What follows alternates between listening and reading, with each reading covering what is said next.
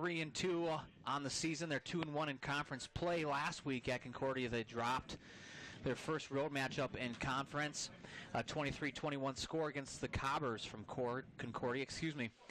And their first two MIAC wins for Bethel came against St. Olaf and Carleton by a combined score of 107-24. Today's matchup between Bethel and Hamline will be the 52nd meeting between the two teams. The Pipers, as you can see, they're 0-2 in the conference. They're 2-2 overall. We can see the MIAC standings leading the way, the Gusties from Gustavus.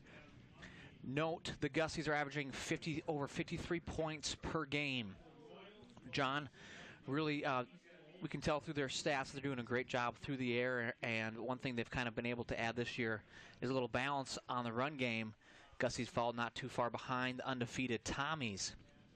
Tommy's big win 2 weeks ago against the Johnnies up in Collegeville.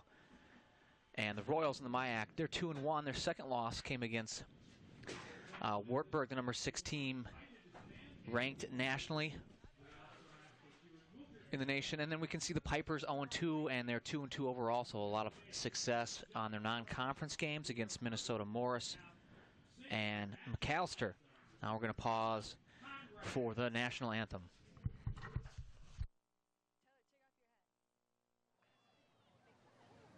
Oh, say, can you see by the dawn's early light what so proudly we hailed at the twilight's last gleam, whose broad stripes and bright stars through the perilous fight o'er the ramparts we watched are so gallantly streamed, and the rockets red glare, the bombs bursting in air, gave proof through the night that our flag was still there. Oh, sing us that star-spangled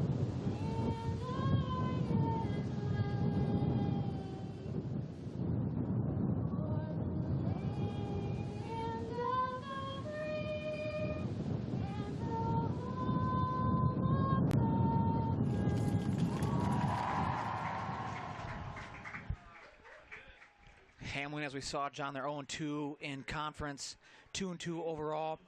First game, there was a 40-7 win over Minnesota Morris. Their second game, a 27-10 victory, and that was at McAllister. Since then, they've lost to the powerful Gustavus Gusties, as we saw, the number one ranked team in the MIAC, and also St. John's. So a tough conference schedule so far for the Pipers.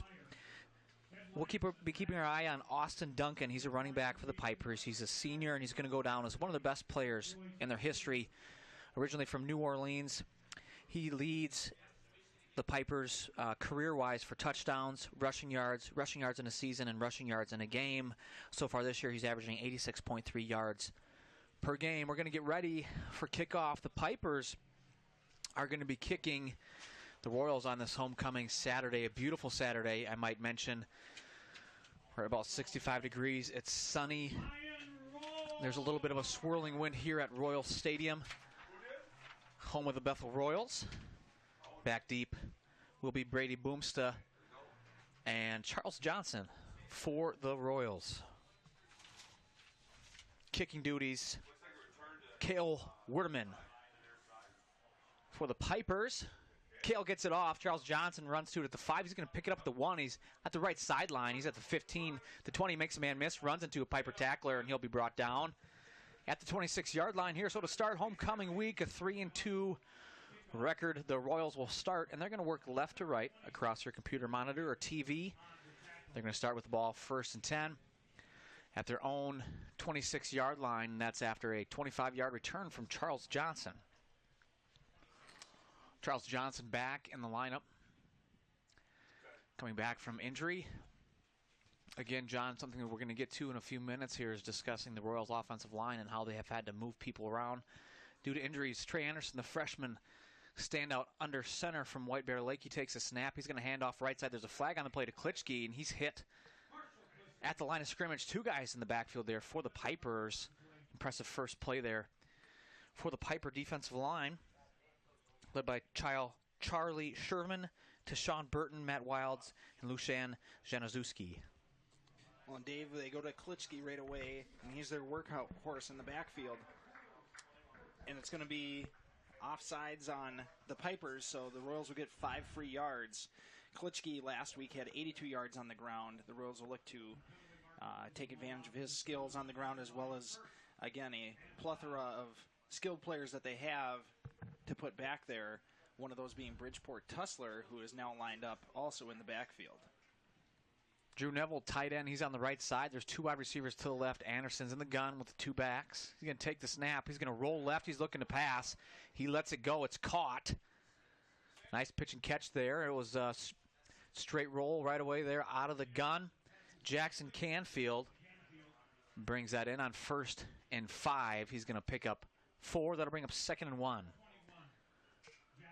Ben Price, number 88, the senior tight end. The impressive red beard. Red beard. And Tussler out here for the 2nd and 1 for the Royals. Their first drive of the game. 2nd and 1 on their own 35. Neville right, Price left for tight ends. Canfield right, Johnson left. In the gun, handoff up the middle. Klitschke's hitting the backfield, John. He's going to spin forward, and he's going to pick up 0 on the play. That's going to bring up 3rd and 1. Well, a great push up the middle there, Dave, by that Hamline Piper defensive front. Very stout defensive front there was Tyshawn Burton. He's a junior, 6 foot, only 235, but he's able to find a gap there in the Royals' offensive front and shoot on through along with Matt Wild, defense.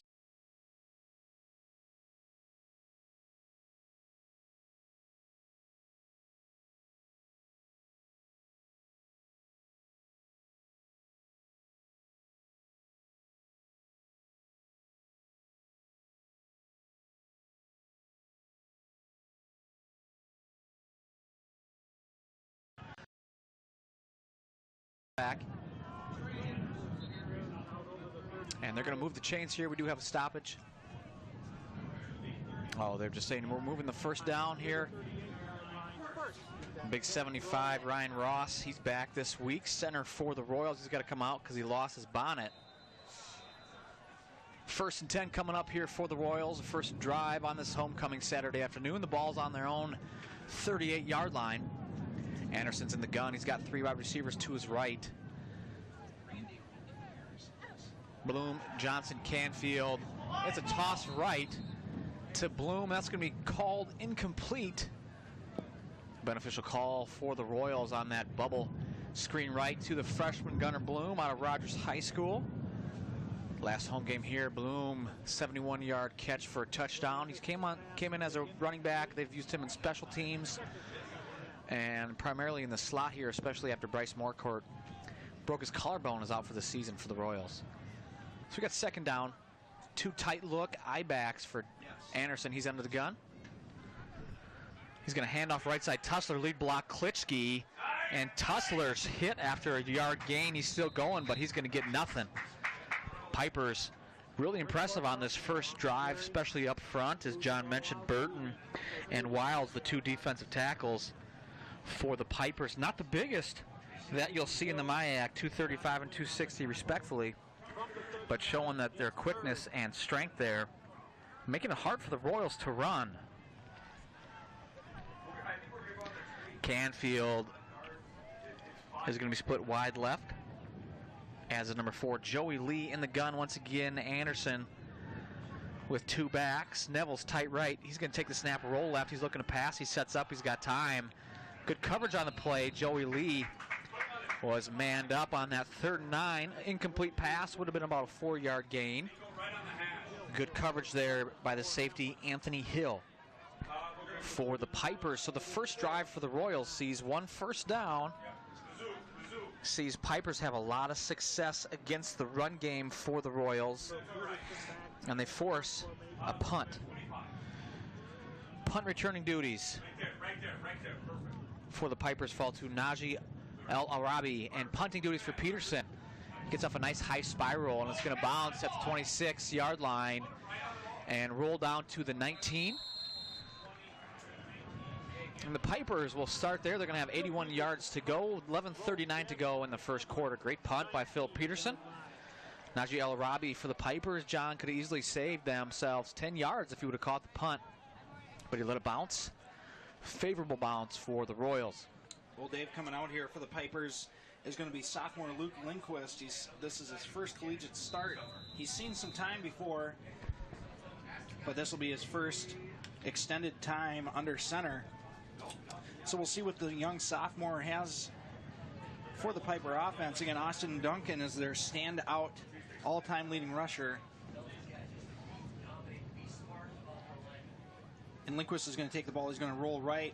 He's going to fire downfield. Throws behind his receiver, who looked like he did a good job coming back to get it. We'll see what the call is. And they're going to finally come in and say, nope, it was incomplete. Dan Lydell on the coverage there for the Royals, the senior, one of the leaders for the Royals team and defense. And John, you see the Pipers line up with a unbalanced line there. They have some motion, some misdirection after the snap as well.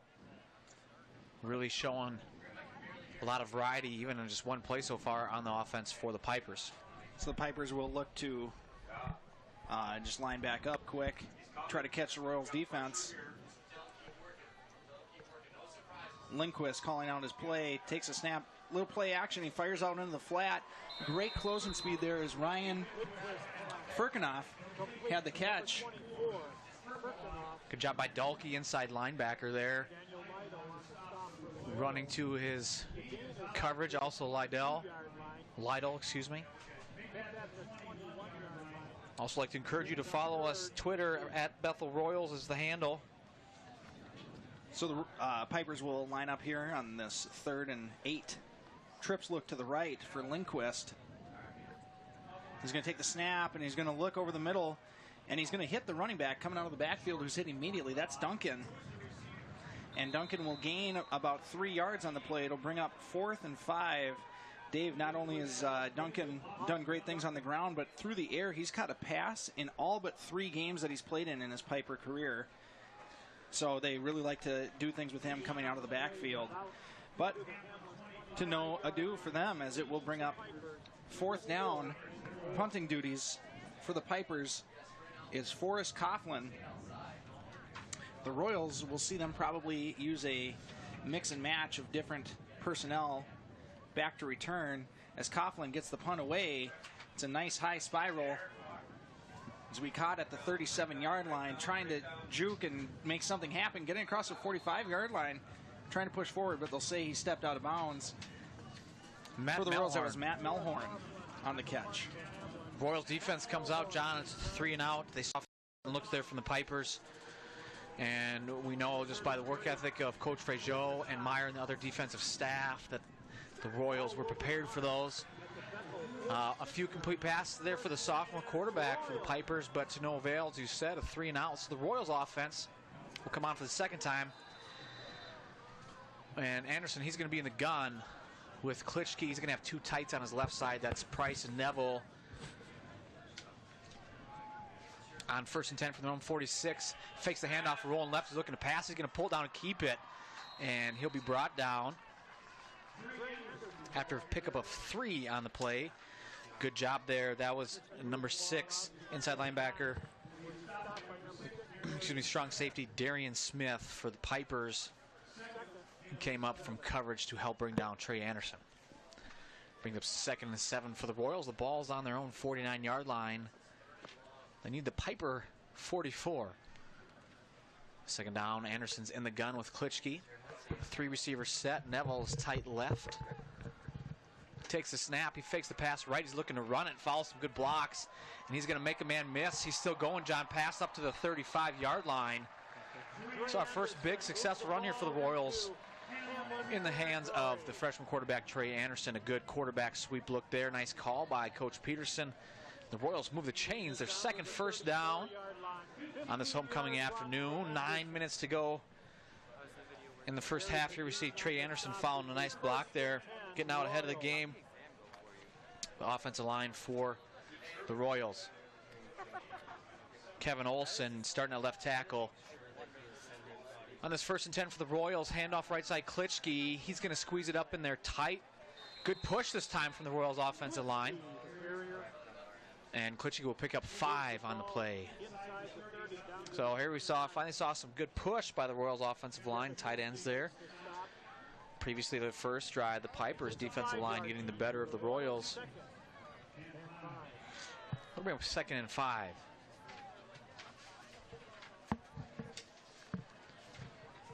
Anderson will break the huddle. On the 2nd and 5, he's going to be in the gun. He has Klitschke and Tussler with him. He's going to roll right. He's looking to pass. He gets rid of it. Charles Johnson on the run. A quick 5-yard out. He catches it. He turns upfield. And going to pick up 8 on 2nd and 5. That's a Bethel Royal first down. Speaking of Trey Anderson, the freshman. Doesn't make a difference if we...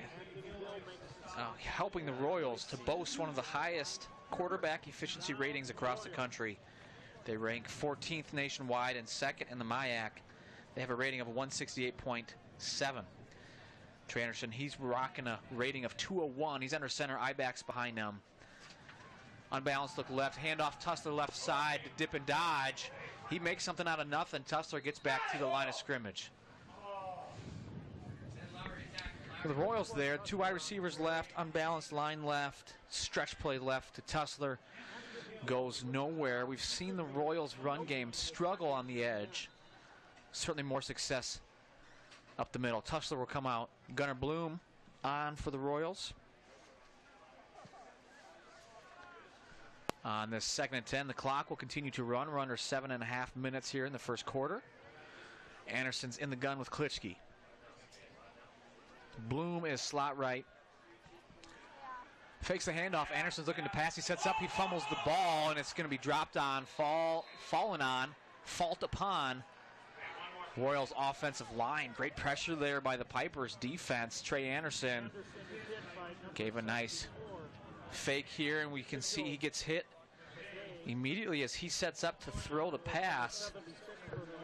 And the Royals homecoming crowd, it's packed here, but somewhat quiet. Not a whole lot of excitement from the Royals side of the ball here, facing a 3rd and 10. Excuse me, 3rd and 16 after that fumble. Anderson's in the gun, 3 receivers right, handoff up the middle. Following Stein Johnson as Klitschke makes a man miss. He's close to the sticks. John on 3rd and 16. It looks like Marshall picks up 15. This is decision time for Coach Johnson, who's the 4th amongst active coaches for wins at 195. It's a long 4th and 1. The Royals are going to keep their offense on the field. Not a big surprise. We've seen this here in the past couple home games as well. Tussler back on for the Royals. Tussler is dotting the I. Klitschke's at the fullback position. Anderson's going to be under center. Neville tight left. 2 wide receivers left. Unbalanced look. And they're going to stretch it left again to Tussler, and he hits the hole hard this time. And he'll pick up just enough for a first down, so the Royals will move the chains one more time. Oh, they're going to spot it, and they're going to look at, yep, they're going to move the chains. 5:51 to go here. The Royals on their 2nd possession, a couple first downs on the ground, 1 through the air to Charles Johnson. Starting to get this ball rolling here on homecoming day. The wind is somewhat swirling at Royal Stadium. Anderson's going to be in the gun. Klitschke on his left, Tussler on his right.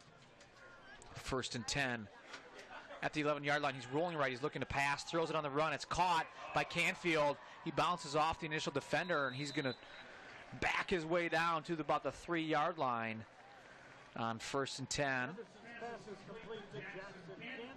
Here we see Trey Anderson, his athletic ability there, whips it good on the run, caught by Canfield. He does a nice job, his big body bouncing off the Pipers defense. 2nd and 2 coming up. Ball's on the 3.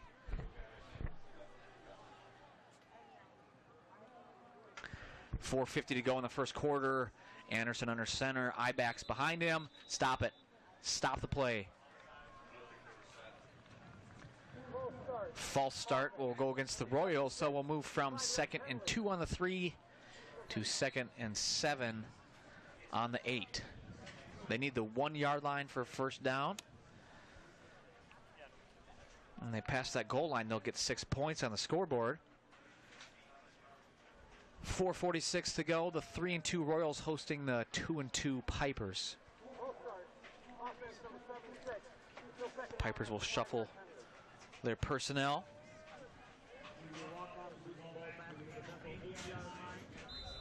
First penalty against the Royals this afternoon. You can see Andrew O'Reilly, place kicker, warming up on the sideline.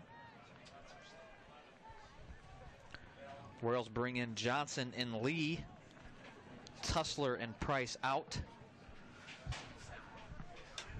2nd and 7, balls on the 8. Play clock's at 4.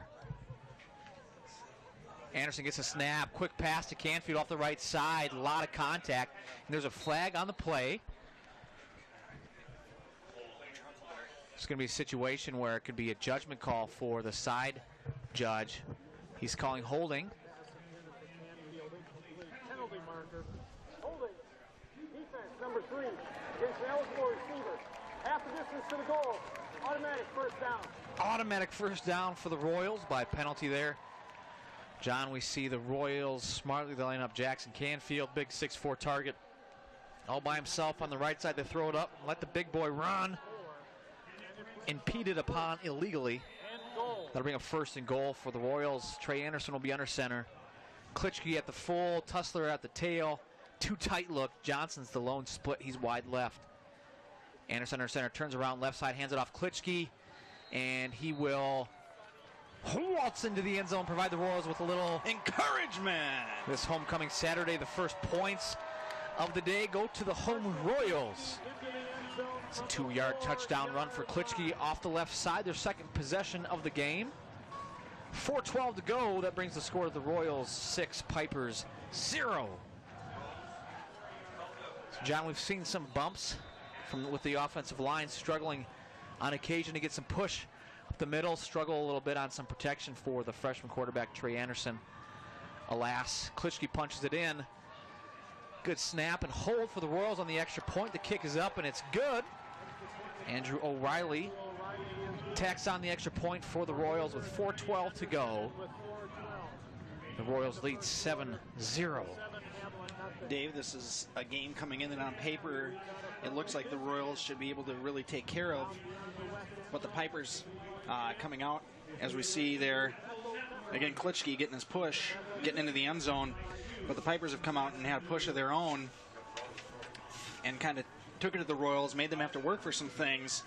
But then they give up a costly penalty down deep in their own territory. So if the Pipers want to stay in this, that's going to be something they're going to have to look to avoid. A lot of people out here, again, this is homecoming. It's SRO today, standing room only. Hashtag that one.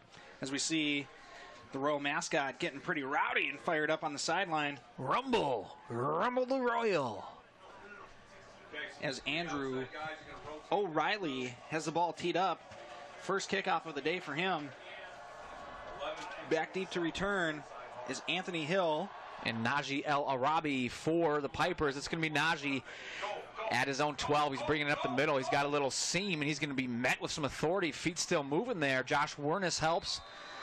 El Arabi, nice job on the return for the Pipers. Their second possession. A little better field position. They'll start 1st and 10. That'll be at their own 28-yard line. The first possession, John, marred by a penalty. They had a couple complete passes, but not able to pick up a first down, forced punt. The sophomore Lindquist will try once again. The quarterback, John, we should mention, he had the Pipers up 14-13 at halftime last week against the Johnnies. So don't be surprised if they come out here slinging. Well, he came in for a little injury situation, and you're right, Dave. He came in, led them on 2 great drives. And this time, though, a little hard time handling the snap as the ball goes through his hands, goes off Duncan's hands, and Duncan able to jump on the ball. Jesse Mockley in quickly there to cover that up, make sure there was no funny business happening. So the ball moved back. Again, the Pipers opting for no huddle offense. Not necessarily a hurry up, No. but trying to keep the Royals defense from being able to make substitutions, trying to catch them off balance. Lindquist is going to be in the gun. He's going to have Duncan right next to him. He takes a snap. He's looking downfield, and he's trying to set up a screen, and the pass falls incomplete. As a phenomenal job there getting through by Philip Peterson, the offensive line on a screen, as Dave can tell you, as he executed many a great screen plays from his offensive lineman position. As you give a little bit of pressure, then you let the defensive lineman through, or in this case, the linebacker, but you don't want to have him get right in the quarterback's face too quickly. That time, Peterson does a great job of bursting through the offensive line. Screens, John, like you mentioned, really difficult to execute for the offense. There's a lot that needs to go right at the same time. It's really a timing situation that time. Off. Lindquist takes a snap, and he fires over the middle, and it's picked off by the Royals at the 30-yard line. Inside the 10, trying to fight his way to the end zone.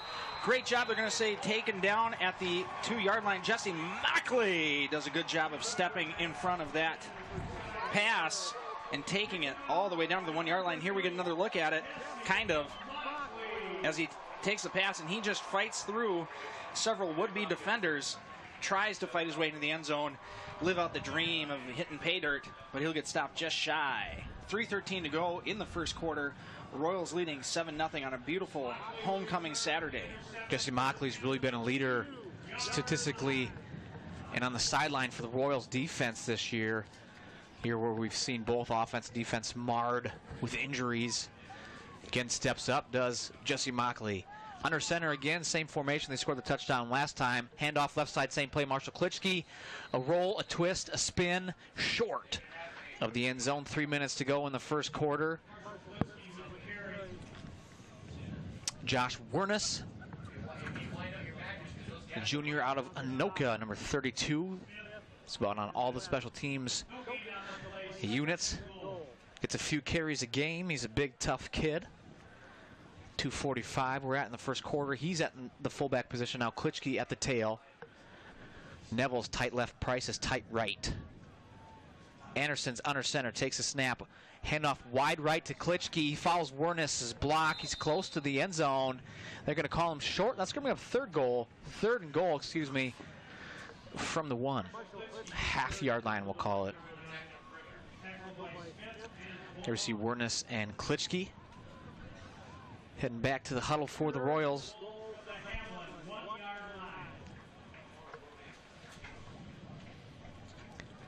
.205 to go here in the first quarter. The Royals again the same formation. One tight either side. Wernes the full. Trey Anderson's trying to keep himself the quarterback. There's no real push there from the O-line for the Royals. Decision time once again for Coach Steve Johnson here. We're going to have 4th and goal on the half-yard line. Coach Steve Johnson with his 195 career victories, 4th amongst active coaches, has always had the philosophy that he wants to overwhelm with power the other team. Unable to do this so far. They've had 3 shots starting at about the 2-yard line. Coming up on 4th and goal, 1:25 to go in the first quarter. Anderson's under center. He's going to take the snap. He's going to run the option left side. He's going to cut it back and dive. He's close, John. They put him up.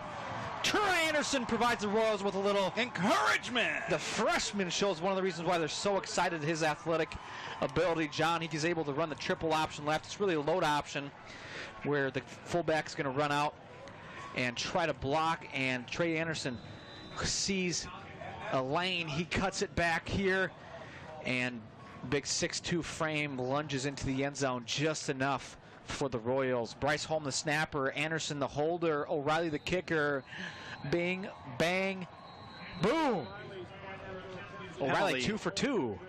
A little longer on the field though, Dave, so we'll see what happens there. Let's pause.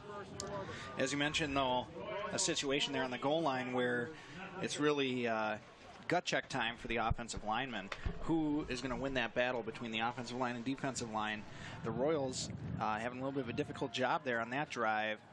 Again, fortunately, some great vision by Trey Anderson. Even then, he's just barely finds his way into the end zone. 5-yard penalty against the Royals. They're going to re-kick. Here we see Coach Johnson not impressed. You never want to have to be in a position, John, where points come off the board, and that's what's happening right here. They'll line it up again.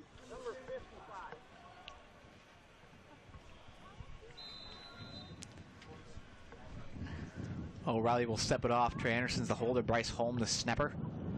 Good snap, good hold. The kick's up, and it's certainly long enough. John, and he'll split the uprights one more time. Laces were out for Andrew O'Reilly. 14 up here for the Royals. So the Royals able to capitalize on the Jesse Mockley interception return down right on the doorstep. Able to push it in on 4th down. Dave, last time we were together, we saw Dawson Brown have an amazing game from his outside linebacker position as he ended up being the MIAC Defensive Player of the Week. And so we'll see what's in store here today. Maybe a phenomenal day for Jesse Mockley.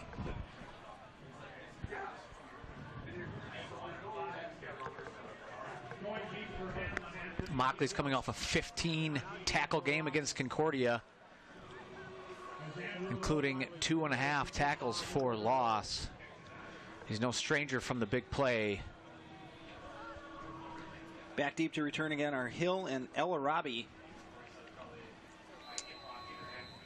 O'Reilly has the ball teed up at the 35-yard line. 1:16 to go here in the first quarter. And O'Reilly gets off a nice deep kick. El Arabi will catch it at the 9-yard line. And he's going to try to cut back to the center and then come back to the left. Gets across the 25, still up and going. Gets caught up in the wash, though, and he'll get taken down at the 28-yard line. Pipers will begin their third drive of the day. Again, they have their sophomore quarterback seeing his first start of the season in Lindquist. You can see the Pipers offense huddling up on the sideline. You won't see them huddle up very often. Once the ball is in play here, as we've seen them up on the line every time, there has been a unicorn sighting here today. So it's a magical place here up in Arden Hills. Lindquist. I've heard it only comes out for homecoming. For the pistol formation. Takes a snap, handoff to Duncan off the left side. Hamline's all-time leading rusher fights ahead for about a 7-yard gain.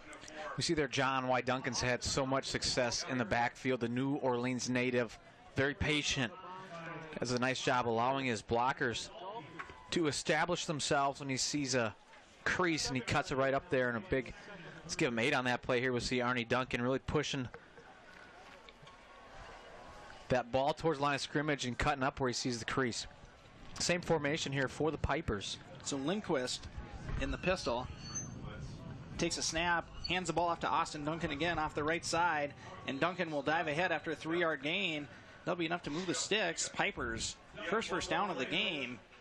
Earlier we saw Lindquist hit his tight end. Philip Sherman threw the ball a little bit behind him. They would have been moving the sticks earlier, but Sherman just unable to pull it in. So they move the sticks for the first time. Again, keeping their offense out there, hustling some new personnel, but trying to keep the Royals off balance. As we see the homecoming crowd, Lindquist looking downfield. He's got all kinds of time, has a man who's got a step, and he overthrows the intended receiver on the play. He was looking for Nick Campa. Nick Campa, coming off a great start to his season. He ranks number 3 in yards per game and number 5 in touchdown among receivers across the conference. He's caught 22 passes for 396 yards in 4 games played, including 143 against Gustavus there. No surprise he was targeted deep from the sophomore quarterback. So after 1 quarter here at Royal Stadium, the 3-2 Royals for homecoming lead 14-0. Huge play in the first quarter. John, the Jesse Mockley interception and return down to the 3-yard line. The Royals 3 possessions, and they lead with 2 touchdowns. One was a 3-yard drive, took 4 plays, and 1 punt on the day for Phil Peterson and the Royals. Pipers coming off their first down, and an incomplete pass. Now they'll have it 2nd and 10. They will now be working left-right across your computer monitor to start the second quarter. They'll have the ball on their own 38-yard line. The ball's smack dab in the middle of the field. John and I want to encourage you to follow Royals football on Twitter at Bethel Royals, on Facebook, facebook.com/Royals Bethel Royals. On Instagram, we're at Bethel Royals, and Snapchat's capital B, capital U, Royals.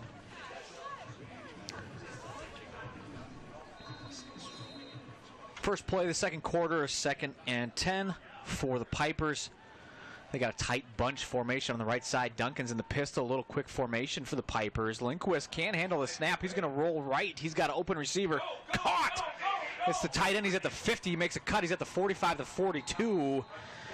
And there we see number 87, Philip Sherman. For the Pipers, a little bit of a bingo bobble there for the sophomore quarterback, Lindquist. So here he is rolling out. And he finds the Shermanator at the 40-yard line. Sherman, so the Pipers do a great job of making something out of nothing. Another first down for the Pipers, and the pistol again is Lindquist. Duncan's behind him. Another new formation for the Pipers.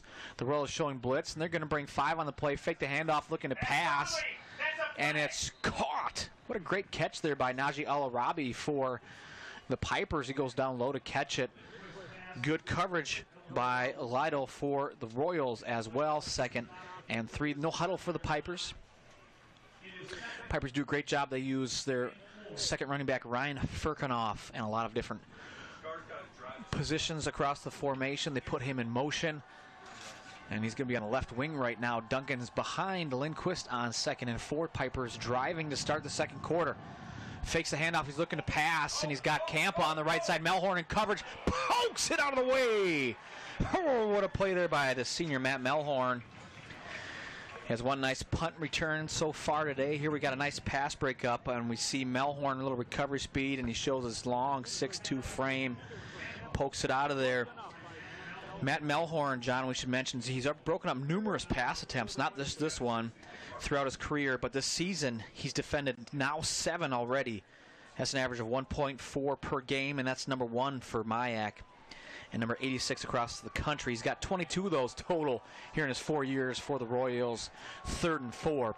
Royals showing blitz. They bring it. Duncan, handoff left side, finds a crease, breaks a tackle. He's loose at the 25-yard line. He's brought down. Finally, we see why he's such a big horse here and tough to bring down.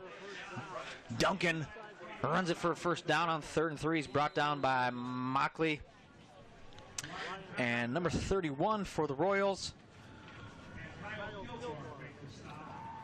that's Kyle Kilgore. He's a freshman from Eastridge High School. He was a Raptor last year. 1st and 10. 3 first downs on this drive for the Pipers. Lindquist in the gun. Sherman's tight right. Firkinoff, he's slot left. He's going to hand off right side. Duncan following Firkinoff. A little bit of a counter play there for the Pipers. They're going to bring up 2nd and 8. 2-yard gain for Austin Duncan. Duncan was held pretty well in check there in the first quarter, Dave.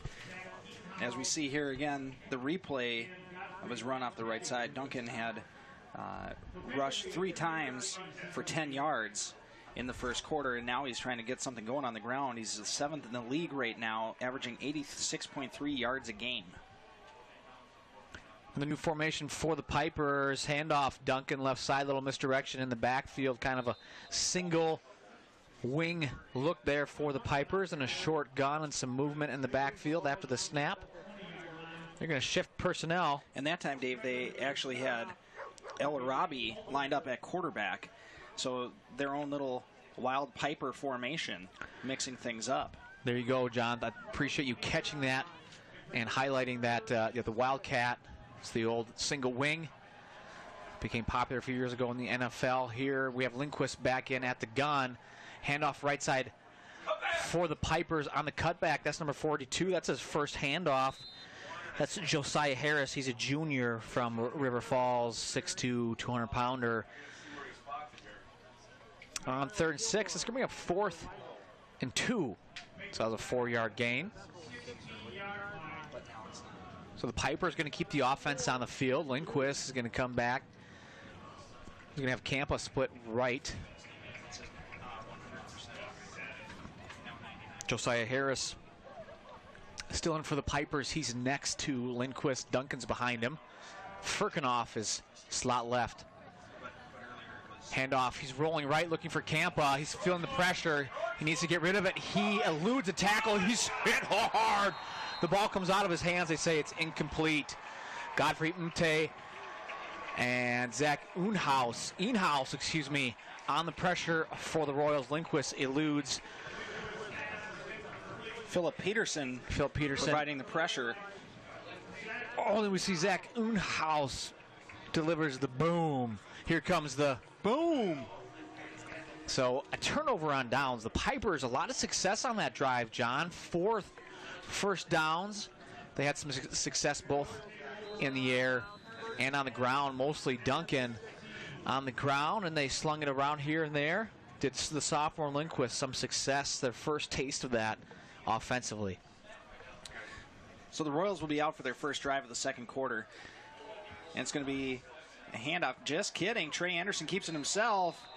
A beautiful fake, and he picks up about 12 yards and then gets hit out of bounds. They're going to say a late hit, as lowering the shoulder was Johnny Nguyen, who was the MIAC Defensive Player of the Week the first week of the season. And he had 8 tackles in that game and forced a fumble. But so it will be number 27, Johnny Nguyen. So the Royals will get some extra free yardage here. Again, a game where the Pipers come in being the underdogs. They cannot afford to give up these extra free yards to the Royals. And we saw earlier in a goal line situation where they got called for a defensive holding to keep the drive alive for the Royals. And here we see it. There's Nguyen clearly laying the boom into Anderson as he's out of bounds. Anderson's going to be in the gun. He's got 2 wide receivers right, 1 to the left. Takes a snap. He fakes it to the right. Fakes the run. Then he throws again to wide open Charles Johnson at the 25-yard line. Charles in charge. Waltzes into the end zone. Puts 6 more up on the Royals. Gives them a little encouragement. Brings the score to 20-0. Well-designed play there by the Royals, as they first fake a pass to the right, and then Trey Anderson tucks the ball like he's running to his left, and then he sets up and throws back again. So totally gets the Pipers defense off kilter. Johnson wide open by 10 yards, and the speedster for the Royals makes a catch, goes in the end zone. We see the homecoming crowd come to life here, up on their feet. Andrew O'Reilly puts the kick up, and he is 3 for 3 on the day, but there is some more laundry down. Stop, wait a minute. As we saw before, the last time the Royals had a penalty on the PAT. It's going to be legal formation. Too many men lined up in the backfield. Or they could say not enough guys on the line of scrimmage. Referee chooses. I've heard it both ways. That's right. So the Royals, again, Dave, a situation like you talked about, you never like to take points off of the board. And that's what happens here. The Royals will back up. Score still 20-0. 10:45 to go in the half. The Royals successfully getting points on 3 out of their 4 drives today, after they punted on their first drive of the game. You can see the fans up on their feet, anxious to see what will happen here. Snap is down, kick is up, and it's blocked this time, Dave. Picked up by the Pipers, and they're going to keep trying to run it and then fumble it away. That's a live ball, and the Pipers could put points up on the board, but unsuccessful there. But almost more important for them, they keep extra points off of the board, as again, being the phenomenal kicking minds that we are, Dave, you have to adjust your trajectory of the kick a little bit if you're back a little bit farther. And so O'Reilly's kick a little bit lower. Pipers do a good job getting their mitts up there, knocking it down. Those special teams plays, John, can really make a difference at the end of the game, depending how the next 2.5 quarters go. Something that the Royals need to clean up here, is 2 times in a row they've had to re-kick an extra point. This time it comes back to bite them, and they lose a point. 20-0 for the Royals. O'Reilly looking to tee it up back deep again for the Pipers. El Arabi and Hill. Hill, a junior safety, attended Champlin Park High School. We'll see him also in the defensive backfield at safety.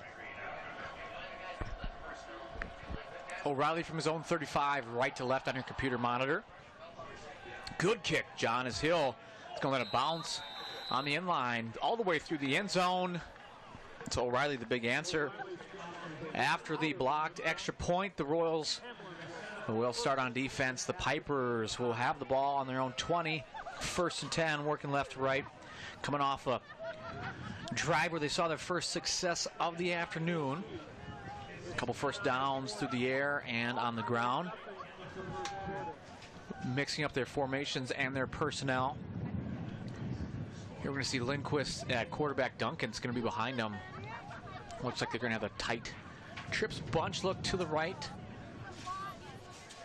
Campa, he's the widest right that they have. He's the one they like to target. Little motion in the backfield, handoff left side, stretch play. Duncan, he's going to hit the hole. And he's going to fall forward for a gain of 1. So, Dave, the Pipers trying to exploit this Royals defense that last week allowed 270 yards rushing on the ground.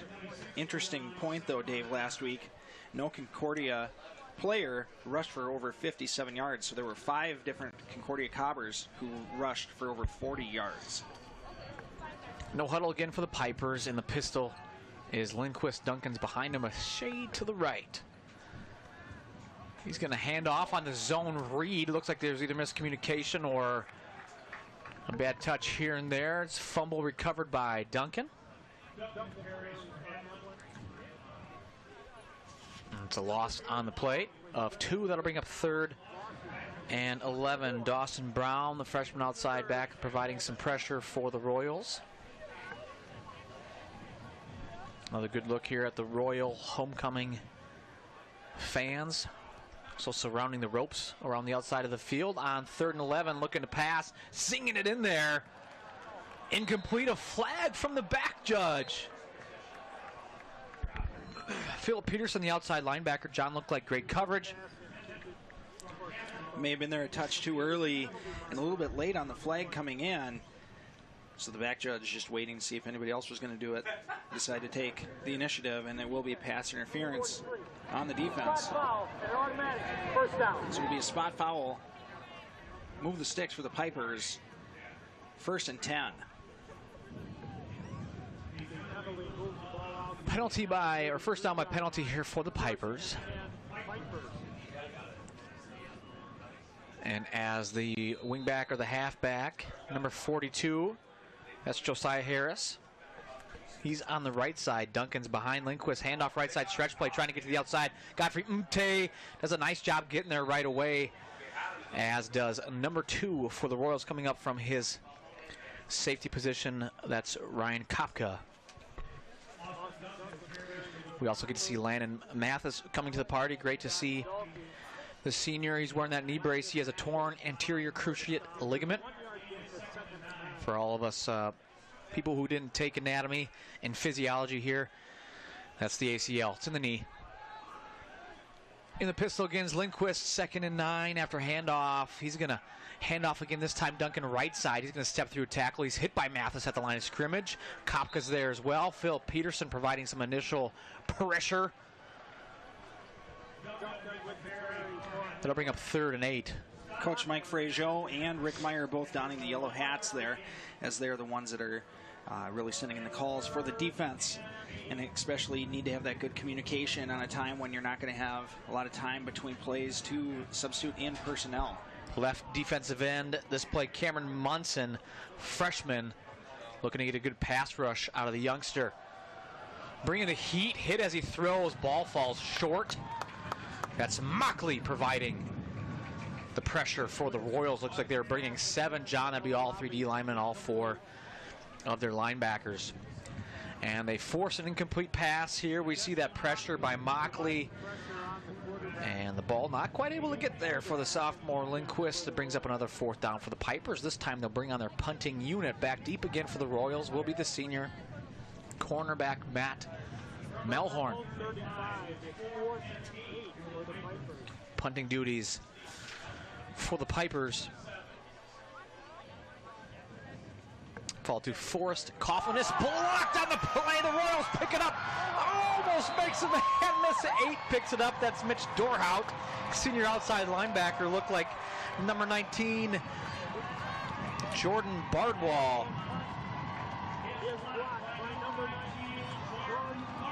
Bardwell on the block for the Royals. So the Royals providing themselves with a little encouragement on the special team side, John, after struggling some. And then they block a punt. Another short field coming up here for the Royals.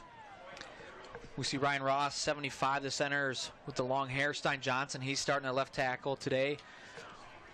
59 is at the guard for the Royals. That's Alex Edwards, his first start, a freshman guard from Lakeland High School.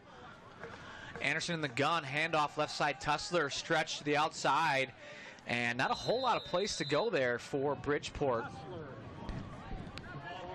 He's wrangled out of bounds. Some words there for the Pipers. Number 6 coming up. A little chatty Cathy there. We'll see if Anderson goes to the air again, as today he already has 77 yards and the touchdown. Last week, Dave, he put up 158 yards through the air. Again, the Royals very excited about the future with the freshman quarterback, Trey Anderson. He's going to have one wide receiver to either side. He's got Klitschke right next to him. Takes a snap. He's going to fake the handoff to Klitschke, and he's going to fire out into the flat, trying to make some men miss. Nice spin move! Getting close to the end zone there. Awesome play there by Kyle Johnson. That's Drew Neville, the tight end. Just kidding. For the Royals. Great job by Neville as he came out of the flat. Well-designed play with the play action, as well as Trey Anderson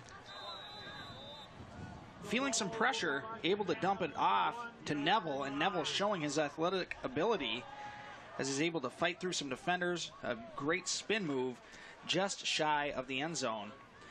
Situation, Dave, where we've seen the Royals run that triple option where it's just designed quarterback keeper. Anderson under center. He's going to take the snap, and it will be a handoff this time to the fullback, Marshall Klitschke, who will get stopped at the goal line. And they're going to put their hands up, John. Marshall Klitschke provides the Royals with a little encouragement. His second touchdown run of the day. He does a good job after that initial hit, keeping his legs moving. And there was some indecisiveness there from the officials. And then finally they come up and say he made it. He broke the plane. So looking to add points to the board here is Andrew O'Reilly. Had his last PAT attempt blocked. This one, though, is going to sail up and go right through the uprights. It's good. Brings the score to the Royals 27. The Pipers nothing. 6:48 to go in the first half. Big help here for the Royals, putting up 27 points so far in the first half. They've had 2 short drives on 2 big turnovers. The interception by Jesse Mockley, and here this possession started by the punt block by Jordan Bardwell. That was picked up by Mitch Dorhout, a little bit of a return, and then it was fun to see Drew Neville, the tight end, use his athletic ability to pick up some extra yards. Finished by Klitschke, one of the many bearded wonders for the Royals. 6:48 to go in the first half. A little bit of a swirling wind here. We see the Royals sideline. Back deep again for the Pipers will be Hill and El Arabi. O'Reilly kickoff duties from his own 35. He's going to step it off after they blow the whistle. The ball is in. Now it looks like the wind's behind him. O'Reilly touchback last kick from the 35. It's a low liner. Bounces at the 10. Picked up by Hill at the 4. Little slip and slide. He's got some space in front of him. Showing some speed, breaks through tackle. 2 tackles. And Dorhout in on the tackle for the Royals.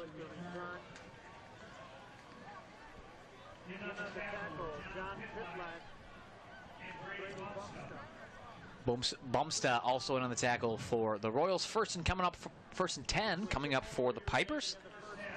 Ball's in the middle of the field. They have it at their own 29-yard line.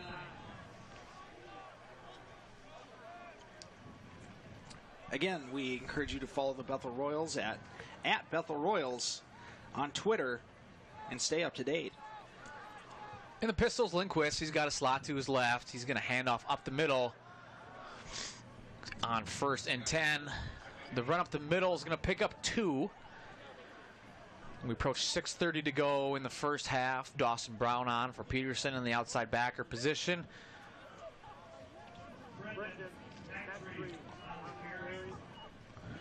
New running back on for the Pipers. That handoff was to Brandon Noctree. He's a sophomore from Metamora, Illinois.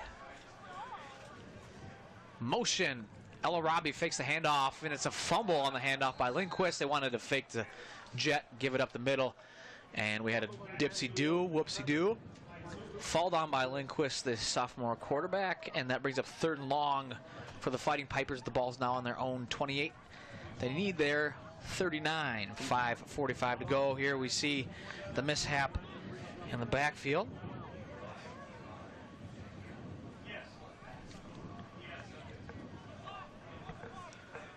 Lindquist in the gun.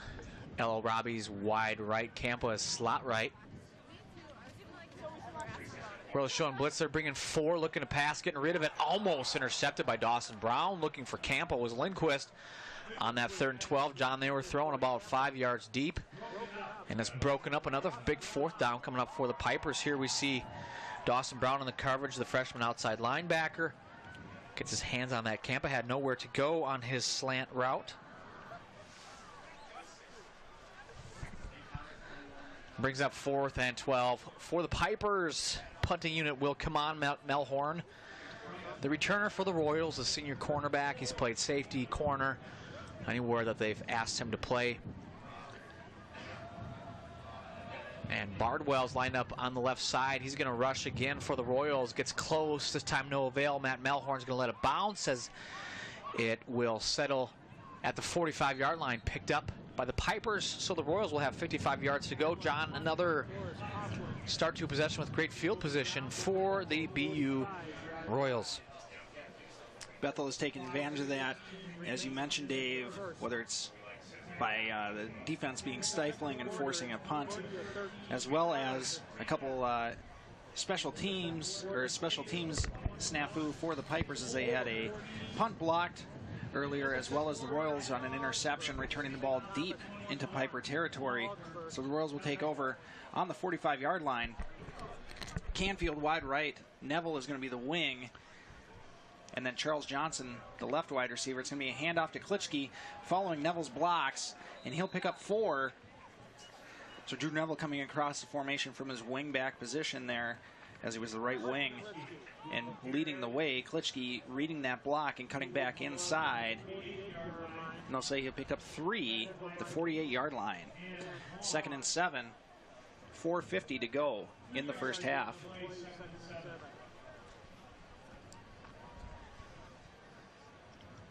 So the Royals again looking to up that percentage, as there has been 1 drive so far that they have had to punt. Anderson takes a snap, fakes the handoff. He's going to roll to his right, tries to set up, and he's going to hit Neville coming out in the flat, and Neville's going to carry 2 wide receivers. They're going to say keep the clock running. This will pick up 4. Going to bring up 3rd and 3 here. 4 minutes, 20 seconds to go in the first half. Gunnar Bloom on now for the Royals, the explosive freshman from Rogers we referenced before. Came in as running back. They like to use him at slot now since they lost Bryce Marcourt for the season. 3rd and short for the Royals. It'll be Bridgeport Tussler in the backfield alongside Anderson, and it's going to be a trips look to the left. Going to bring Bloom back into the backfield, and it's going to be a little option play here. Anderson going to keep the ball, try to explode through. A tackler gets a little shoestring trip up, and he'll get taken down at the 37-yard line. Good job hanging on there by the Pipers, as that was number 14, Zach Schwalbach, able to hang on and drag him down. Otherwise, Trey Anderson is running into the end zone.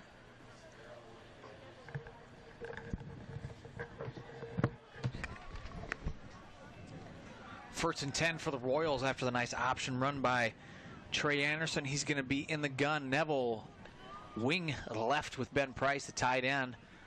And the gun takes a snap, handoff up the middle. Tussler on he's at the 20, he's at the 15, he's at the 10, the 5, he's into the end zone. Oh, I got so excited I couldn't even talk. Bridgeport Tussler on the counter right. Does a great job setting it up, does Bridgeport. We see him travel all the way over the ropes. And Bridgeport Tussler on a 37-yard touchdown run provides the Royals with a little encouragement here. 3:11 to go in the first half. We see Tussler following Drew Neville. Ben Price also leading the way up there on the right side. There goes Tussler over the ropes for the Royals. A 55-yard drive capped by a 38-yard run there by Bridgeport Tussler. The exciting sophomore out of Osseo High School, O'Reilly, for the extra point. It's good again for O'Reilly. 3:11 remains here at Royal Stadium. It's homecoming week. The home Royals 3-2. They're 2-1 in the MIAC. They're coming off a 23-21 loss at Concordia last week. Looking for some redemption. The defense last week giving up over 200 yards on the ground. Uncommon for the Royals. They're doing much better this week against the Pipers, who are no slouch in the run game.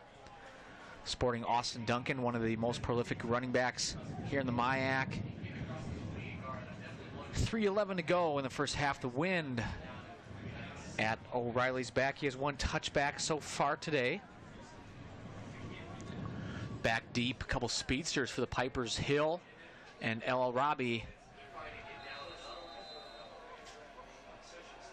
They bowl the ball in live. O'Reilly from his own 35. It's high end over end kick. And that will bounce 8 yards deep in the end zone. No return by Hill and the Pipers. Hamline will have it 1st and 10 from their own 20 field position.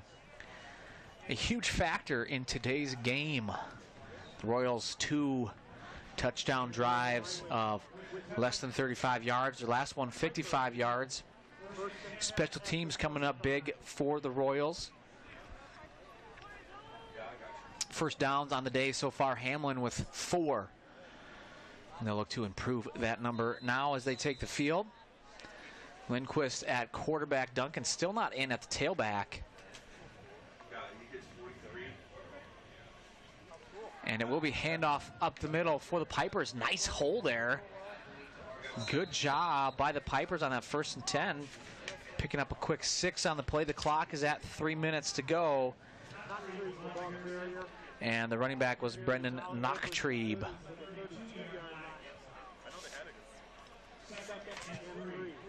Bring up 2nd and 3. He's a sophomore, as we mentioned, from Illinois. And the fullback is Josiah Harris. And he'll hand off to him this time. Left side looking to get around the edge. There's a flag on the play. He gets back to the line of scrimmage. That's it for Josiah Harris.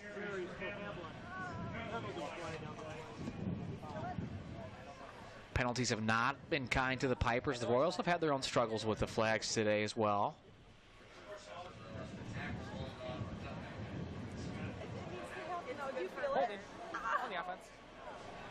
Holding. Offense number 59. That's a holding call against the Pipers. And that's against number 59 for the Pipers on the offensive line. That's Dewin Hogger. So that'll scoot the ball back. They go from a 2nd and 2 to a 2nd and 12. Lindquist is in the gun. He's got 3 receivers, and his tight end Sherman's on the left side. Knocktrieb's in the backfield with him, looking to pass, gets it out to the flat, and it's tipped by Philip Peterson. Good job in the flat there, the outside linebacker. Does a nice job covering his zone, breaks up the pass intended for Campa, who's been a favorite receiver here. We see Campa running the out of the slot. Looked like it might have been tipped at the line as well. 3rd and 12 coming up here for the Pipers. 2:17 to go. Working against the wind is Lindquist and the Pipers.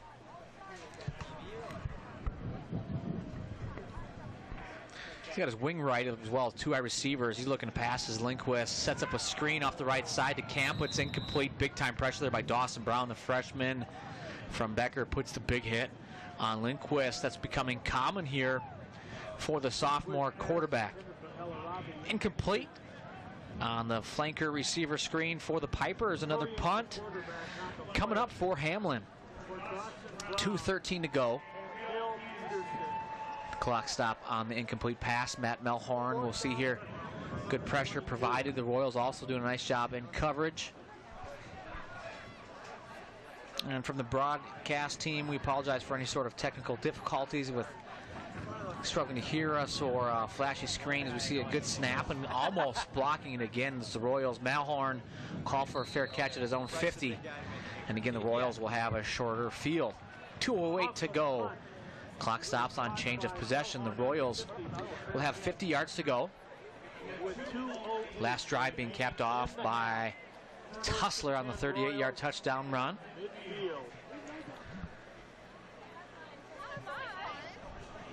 You see the huddle. The Royals will huddle on the sideline. And they'll take the field.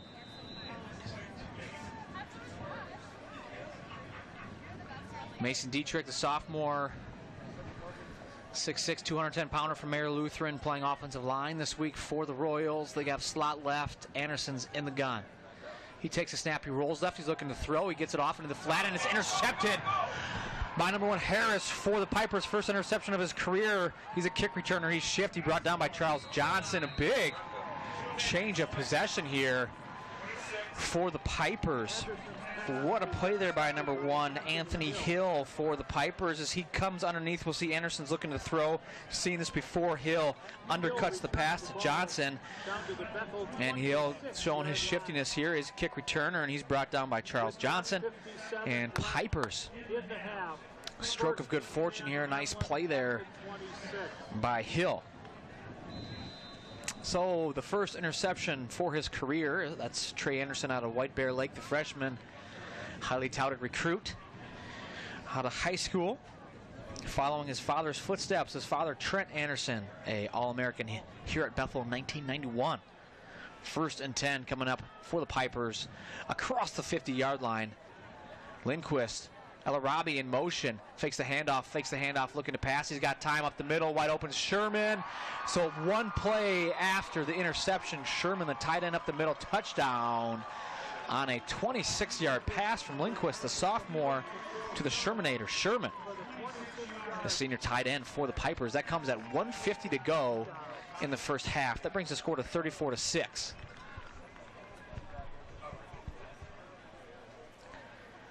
Nice play there by the Pipers. There's the Piper faithful visiting sideline stands. 1:50 to go into the win, the extra point for the Pipers. Good snap, good hold, the kicks up. It's high enough, it's long enough, and it's good. 34-7, the scoreboard will now read. The home Royals celebrating homecoming lead 34-7 with 1:50 to go in the first half here as we pan the crowd. We're a couple deep around the ropes, around the field.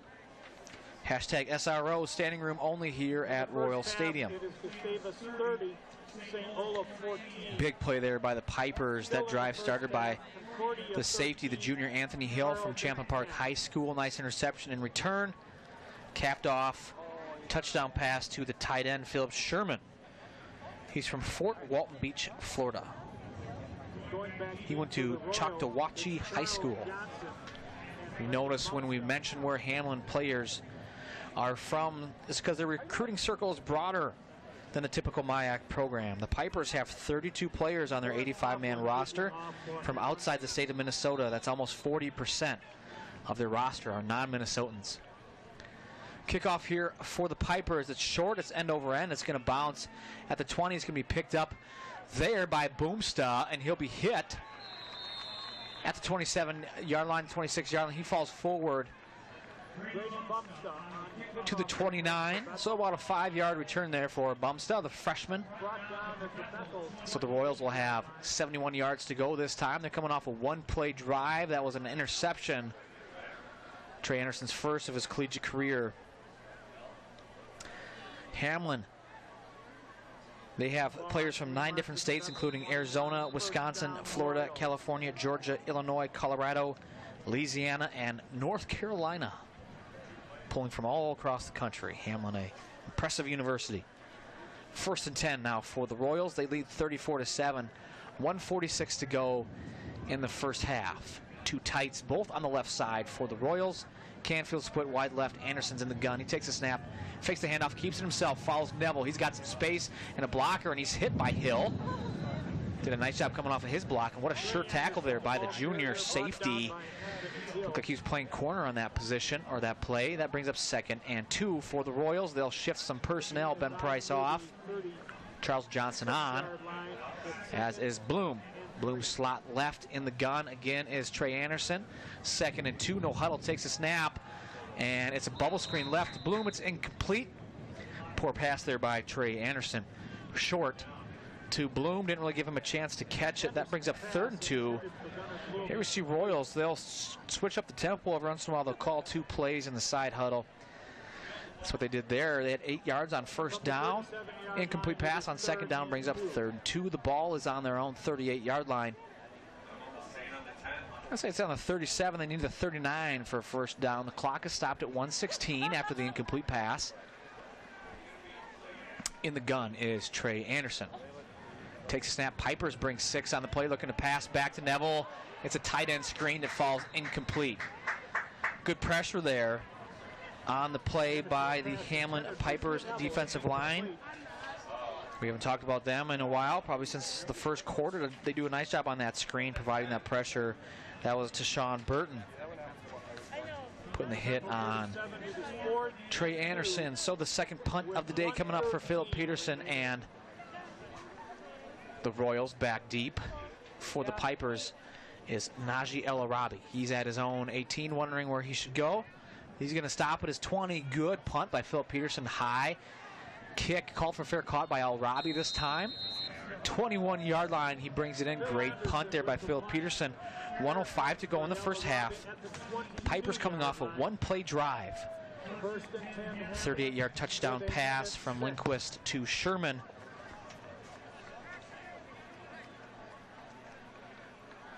They look to capitalize on that momentum as they have an interception, and they force the Royals to a 3 and out. The touchdown in between the 2 possessions.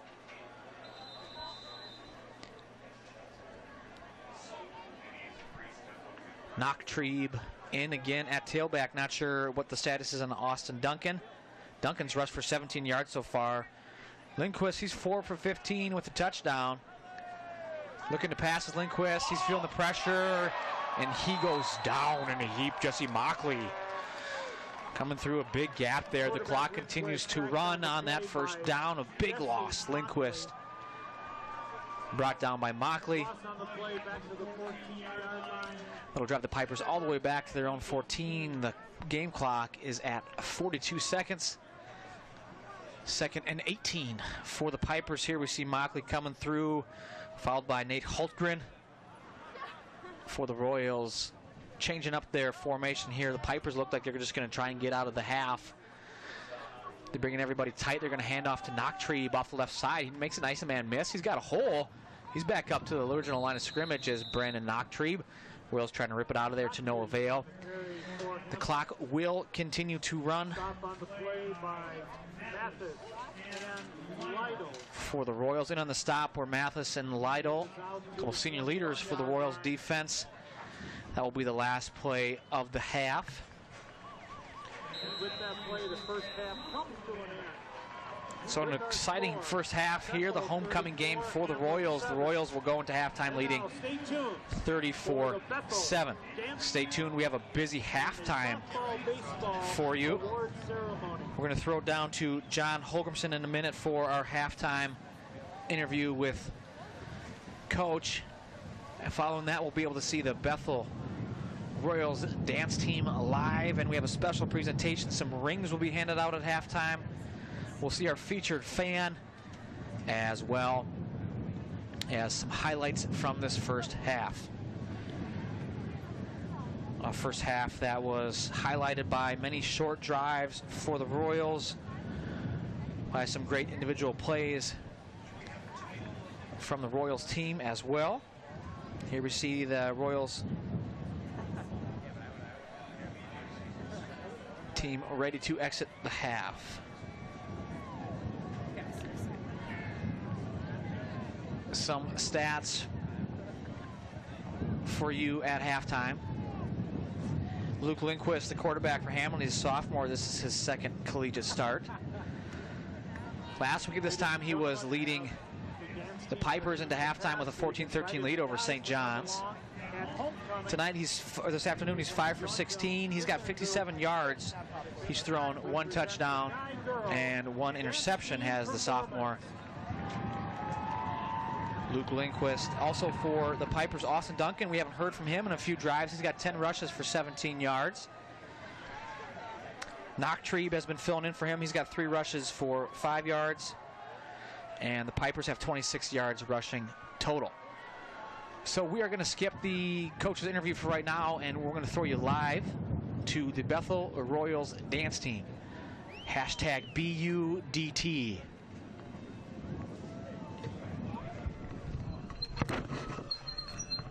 Dave Thomas, we're about ready to go to the interview.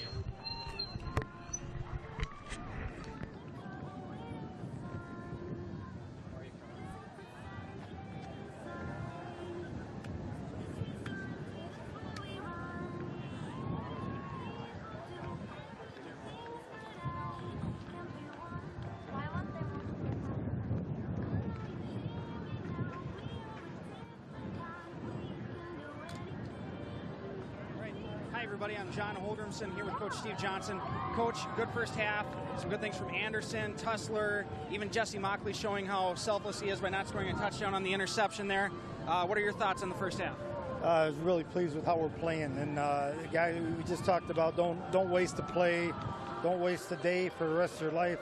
You know, try to live that way. And so we're just playing as hard as we can, enjoying the time that we get to play. And some things are going good and some are bad, but it can't matter. You just got to keep rolling. Sure.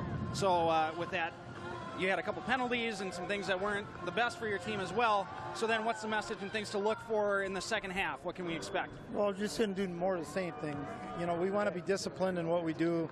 We know what our job is, and then you execute it with enthusiasm because you care about what you're doing, you care about your buddies, and you trust each other. And so, you know, you just kind of, you got to play it one play at a time, and you can't worry about what happened or, you know, have fear about what's ahead. We just got to be in what we're doing. Sure. Thanks a lot, Coach, for the time. Good luck in the second half. I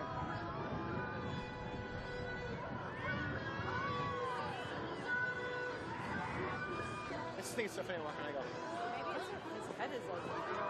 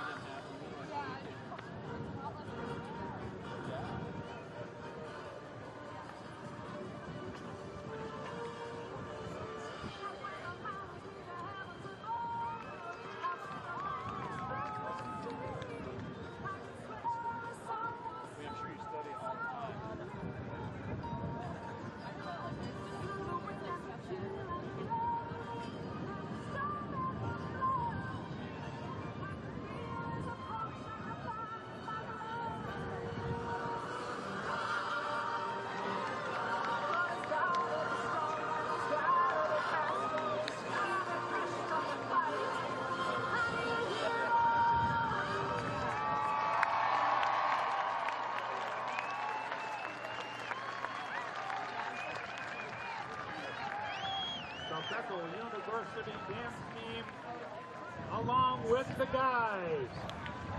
Great job. And Lauren, thank you very much. Let's hear it.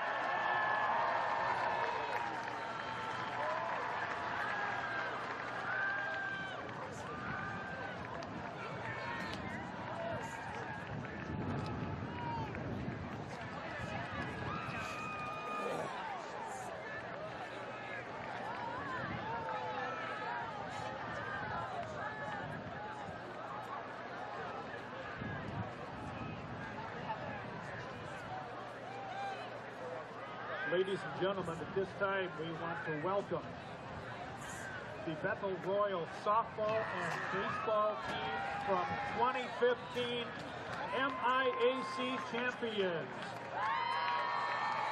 The softball team will be entering from the east side, the baseball team coming in from the west side. Line drive to the left center field, and it is in there! It's a game-winning run and hit for Grant Anderson! The Royals win the MIAC championship in 2015, and they are mobbing Grant Anderson. It's the game-winning RBI.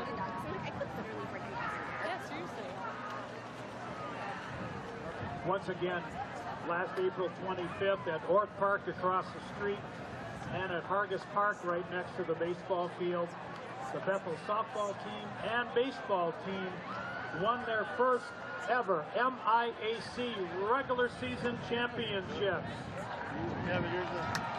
Today we honor both squads with championship rings. First of all, the Bethel softball team went 18-4 in the conference to win the regular season championship, and they were 28-15 overall under first-year head coach Penny Ford.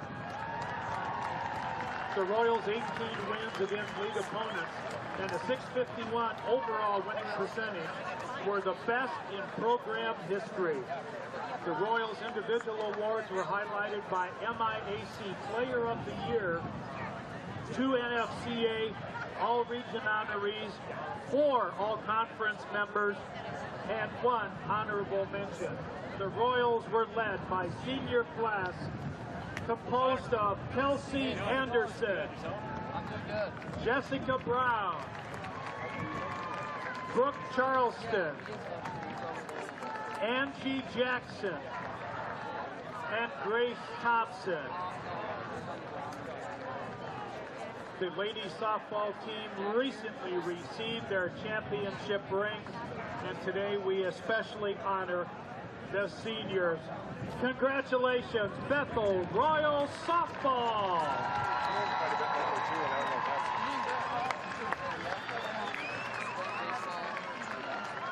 The Bethel Royal baseball team went 15-3 in conference play, 30-9 overall, leading the MIAC in both fielding percentage and pitching ERA. Bethel honors included MIAC Pitcher of the Year, MIAC Rookie of the Year, and 5 All-Defensive Players, all under the direction of head coach Brian Robbie, the 2015 MIAC Coach of the Year.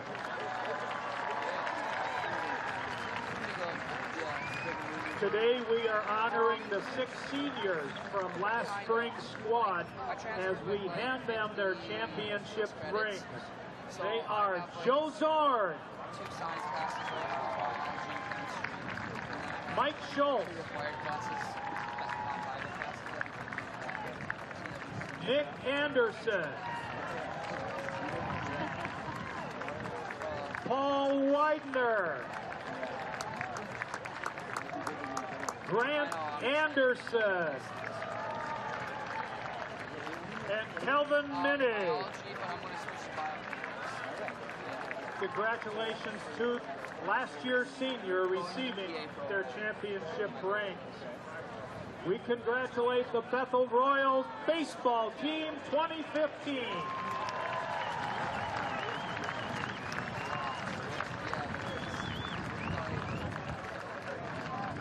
Everybody is invited at the conclusion of today's football game to join us right next door at Hargis Park for the annual homecoming varsity alumni baseball game.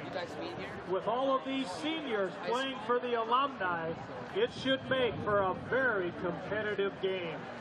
Congratulations, Bethel softball and Bethel baseball.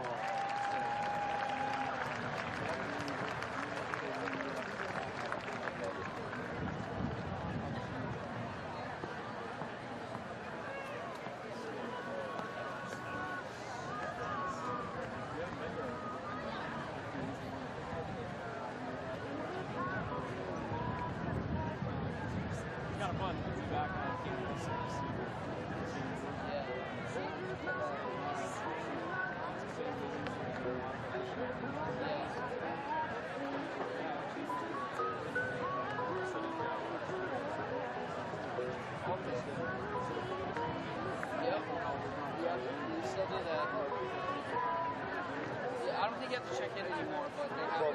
Yeah.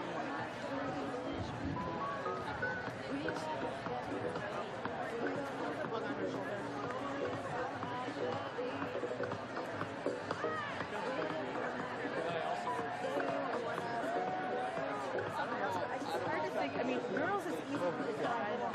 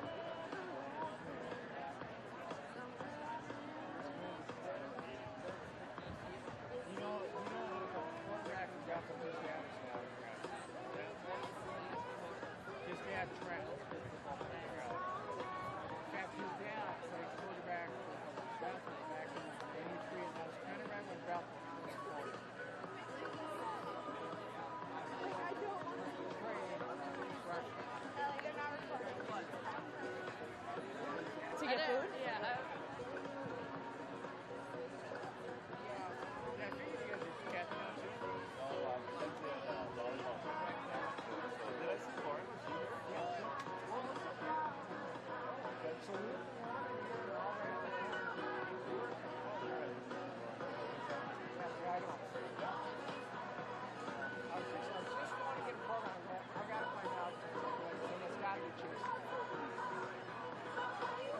I knew it wasn't the one guy. I knew it wasn't the black guy. Yeah. Was he a senior?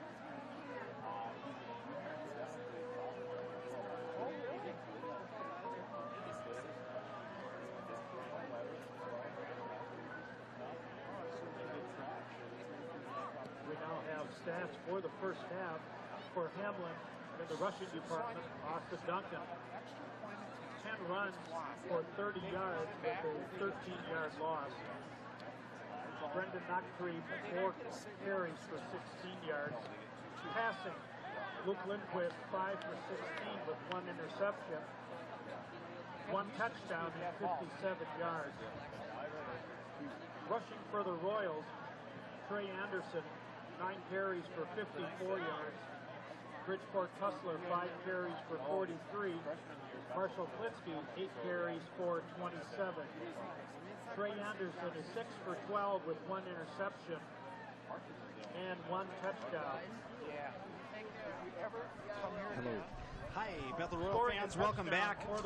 Well, Dave, I don't know about you, but I'm stoked to see who's highlighted this week, not only for showing exceptional performance on the field, but for truly embodying what it means to be a Bethel Royal in a segment we like to call Royal of Repute.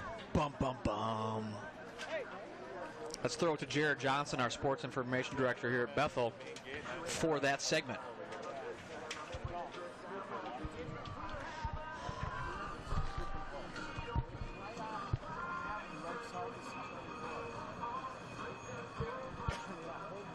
today, get to play in front of your home crowd. Talk about the joy of playing at Royal Stadium here.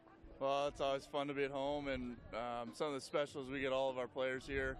You know, we can't travel with the whole squad, but we get to have everybody here today, and, you know, good fans here at home too, so that's fun. And you get to see players that have played before, players that played on your team with you the last several years, and then also those that have gone before you. What's that like to see them back on campus? It's something special, you know. Some guys I was expecting to be here, and then there's definitely some guys from East Coast and stuff that I wasn't expecting, and so it's been pretty cool to get to see those guys again.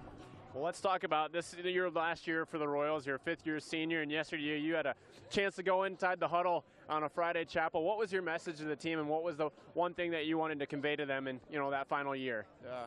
So, you know, a big thing is just to be a man of God, and just how you can display your faith, but you can be a tough guy on the field and off the field, and still just get out there and love each other like brothers, and that's something special that we have at Bethel, is that we're really a brotherhood on the field. Well, let's talk about something off the field, and that's that awesome beard you have on your face. Talk about what it's taken to groom that thing, and I mean, what's the project looking like in the future? Well, you know, it happened. It wasn't intentional. It just kind of started growing one, and then you stop shaving, and all of a sudden you got something that people think is cool, and I'm ready to get rid of it. The project will be over as soon as the season's over. But well, we always like to say, let's acknowledge the colors of fall, and that's a beautiful color this fall. Hey, Ben, finish the game off well. Thanks for the time, and congratulations so far. Thank you. Appreciate it, Jared.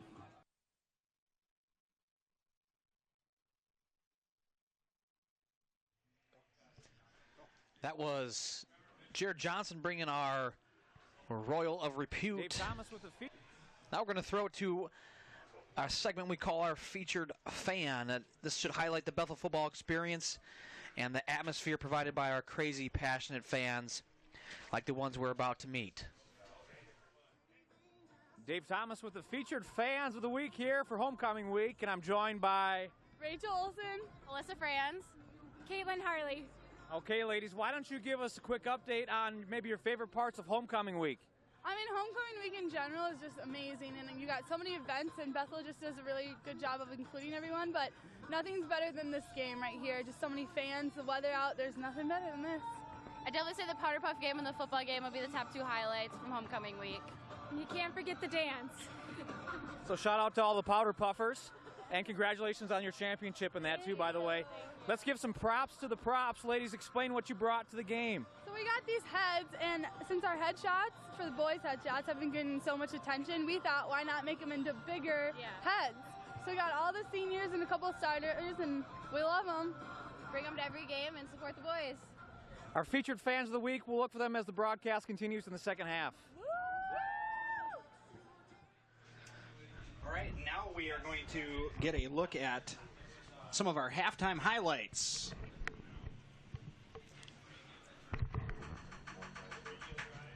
As that's Jackson Canfield. As here we see Trey Anderson hitting Charles Johnson out in the flat. Charles doing a good job hauling that in. And then down on the goal line, Marshall Klitsky, a couple times today we've seen him get the ball short yardage and fights his way in for 6.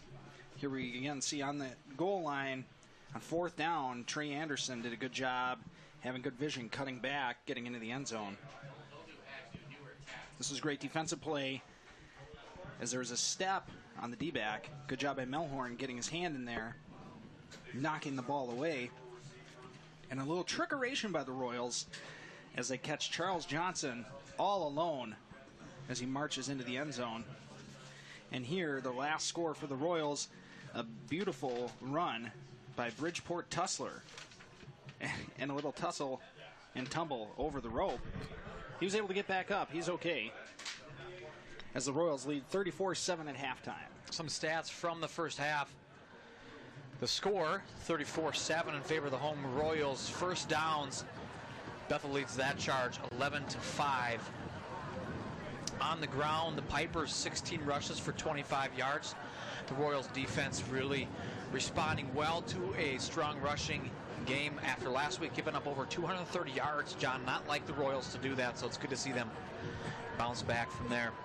Through the air, Trey Anderson leads the Royals. He has 96 yards on 6 for 12 passing. He has thrown an interception, his first one of his young career. And the Pipers have 57 yards through the air. They're 5 for 16, also with an interception. And then that long touchdown pass to towards the end of that first half to Sherman, the tight end, about a 38-yarder. So all that being said on offense, the Royals 214 yards in the first half. Hamline Pipers 82. Big story, John, would be the field possession game, as the Royals have had many of their scoring drives start from 55 yards or less, and the Pipers have been stuck kind of back in their own part of the field for most of that first half. As we saw Klitschke, Anderson, Johnson, and Tussler. And Klitschke again all scored touchdowns for the Royals in the first half. And that touchdown pass to Sherman from Luke Lindquist, the sophomore quarterback, that was a 26-yarder. Leading the way defensively for the Royals, Ryan, Kopka, Lydell, and of course Mockley. A couple big hits on the quarterback and the interception. And for the Pipers, Anthony Hill with the interception and a couple 6 tackles as well. Najee Al-Arabi and Hill back deep for the Pipers. Hill catches it going backwards at the goal line. He's at the 10, the 15, and he's at the 20-yard line. Bounces off a tackle, loses the ball, picks it back up. Brought down at the 25-yard line. John, it seemed like Hill had a lot of space there. Almost loses the ball in that initial hit. Helping bring him down was the freshman Boomsta. Well, again, it looked like a questionable decision as he was backing up into the end zone making that catch, but a good plan by the Piper return unit as they're able to make a path for him, and he's able to get across the 20, so the risk pays off. Gets the ball up to the 25-yard line. As again, we've seen a change at quarterback for the Pipers coming into today, and now also we're going to see in number 15, Justice Spriggs. He's a freshman. Going to have quarterback duties. He takes a snap. He's going to hand the ball off right up the middle. Good push by that Piper offensive line.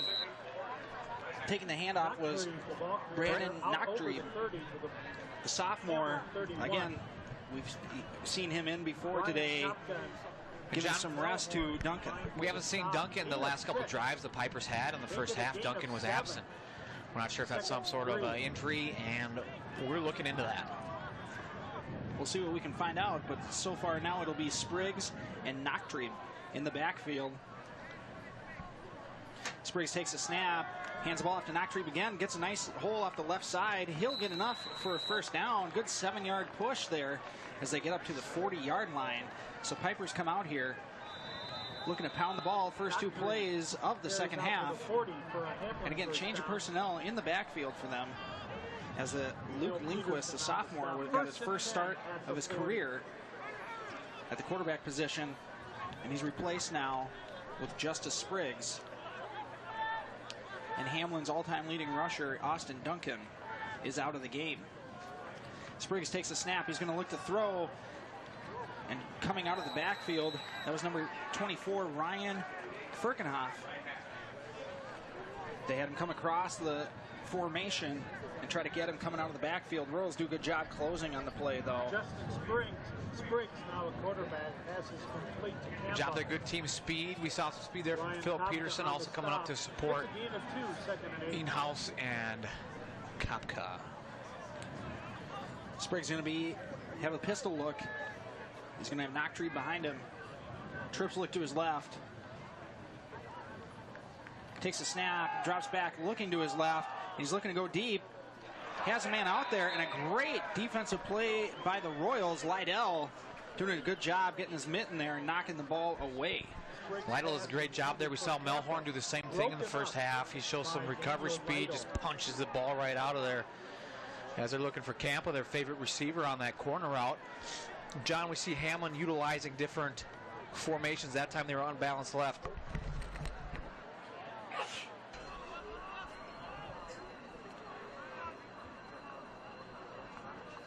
So again, we see Spriggs in the gun. He's got Nochdreeb right next to him. Trips look to his left again. He drops back. He's looking over to his left. He's got some pressure. Steps up in the pocket, trying to look downfield. Nothing doing. Philip Peterson having himself a game today as Double P takes him down for a 2-yard loss. Great job by the Royals defensive backs to force that sack, as Spriggs just felt the pressure, had nothing to do. He gets taken down. Pipers come out, they do a nice job, John, establishing the run game with Nochdreeb.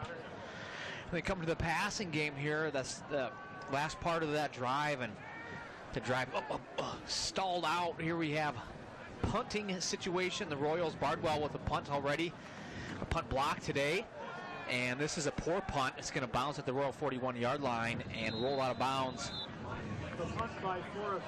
at the Royal 36-yard line. So a 24-yard punt for the Pipers. The Royals will have their first possession of the second half. They lead 34-7.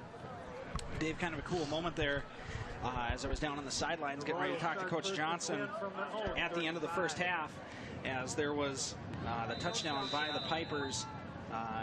Kopka got beat, but for the Royals, he comes off. Coach Mike Fraziot, not happy about it, but puts his arm around Kopka, coaches him up with a little bit of fire in his belly, but a good show of Coach Fraziot's heart. On first down, handoff is Klitschke off the right side. He's hit at the line of scrimmage. That was out of the gun. Pipers do a nice job on their run fits defensively there. Marshall Klitschke carries for the Royals. Doing a nice job on the Pipers defense. That's Darian Smith is up from his safety spot, as well as Cody Vaughn, inside linebacker. Brings up 2nd and 10 for the Royals. No gain. The clock ticks down to 11:50 to go in the third quarter. Anderson's going to be in the gun once again. He has his tight end Neville on the left side, as well as Johnson and Lee. Pipers, they're bringing 5 on this. They're going to hand off to Klitschke off the middle. He's hit at the line of scrimmage again, John. They're going to give him 1 on forward progress. The Royals having trouble establishing that run game here to start the second half. Same struggles they went through in the first half. You see the Royals sideline looking out here. Big 3rd and 9 call for both sides. The run attack, again, as much of a struggle as you can call, averaging 5.4 yards a carry, but for the Royals, it just has seemed uncharacteristic to allow the Pipers to get the push that they have. You know, they've had a couple big runs that have helped bump that average up. Yep. 3rd and 9, Anderson's rolling left. He's looking to throw back to his right side. He's got Drew Neville one-on-one. Flag comes in. A lot of touch. And that's a no-no. That'll be holding against the Pipers. We see a roll left, a fun play call there. We see Trey Anderson roll left. He comes back to his right side. They like to isolate big Drew Neville in those types of situations. And that call is going to be, it's number 3, Terry Puggies, excuse me. And that's a first down by penalty for the Royals. That helps move the chains on this first drive of the second half, and it bumps the ball out to their own 46-yard line.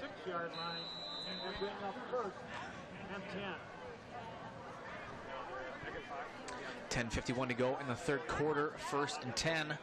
2 tights on the left side. That's Price. Neville is in the halfback slot position. Handoff up the middle to Klitschke, following Neville, and he's going to roll off a tackle and pick up 2 on the play. Klitschke will carry out to the 48-yard line. That's going to bring up 2nd and 8 for the Royals.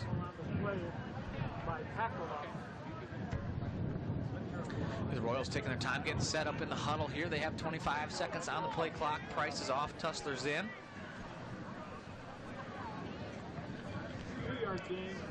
Anderson looking at the signals from the sideline. He'll call it on this 2nd and 8. The ball is on their own 48-yard line. It's on the right hash.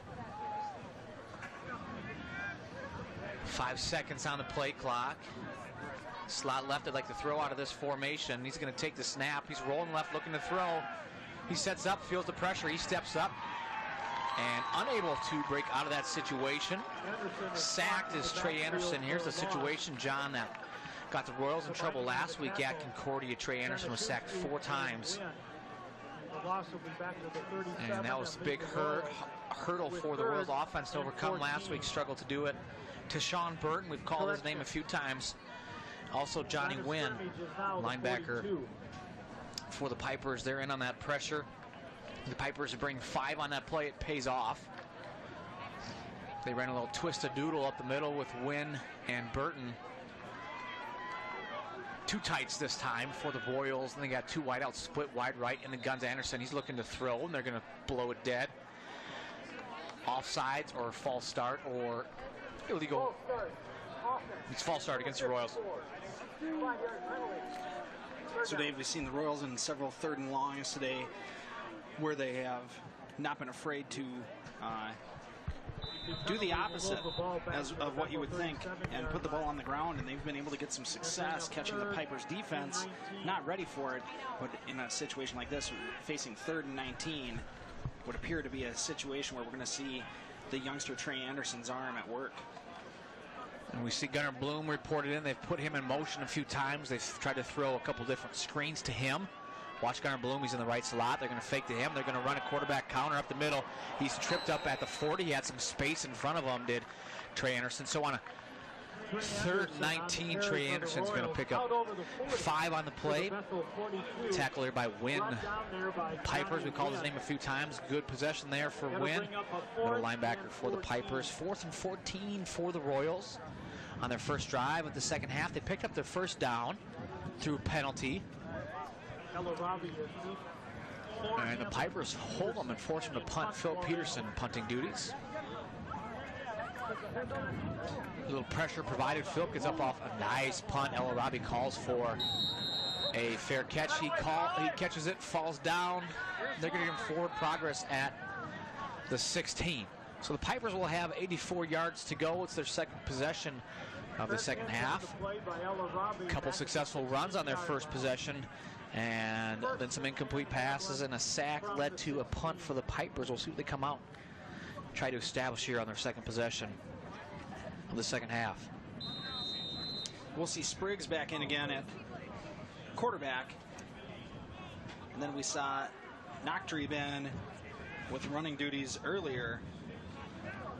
So Spriggs is going to have trips look. Going to bring El Arabi in the backfield and fake the handoff to El Arabi. He's going to fire out into the flat. The Royals do a good job of getting over there. There's also, so it was Noctree pulling in the catch as he was lined up in the backfield.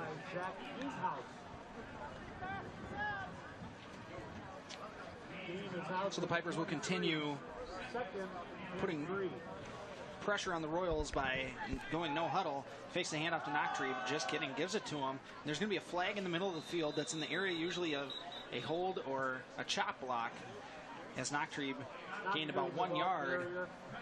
So we're looking at a 3rd and 3, barring the penalty.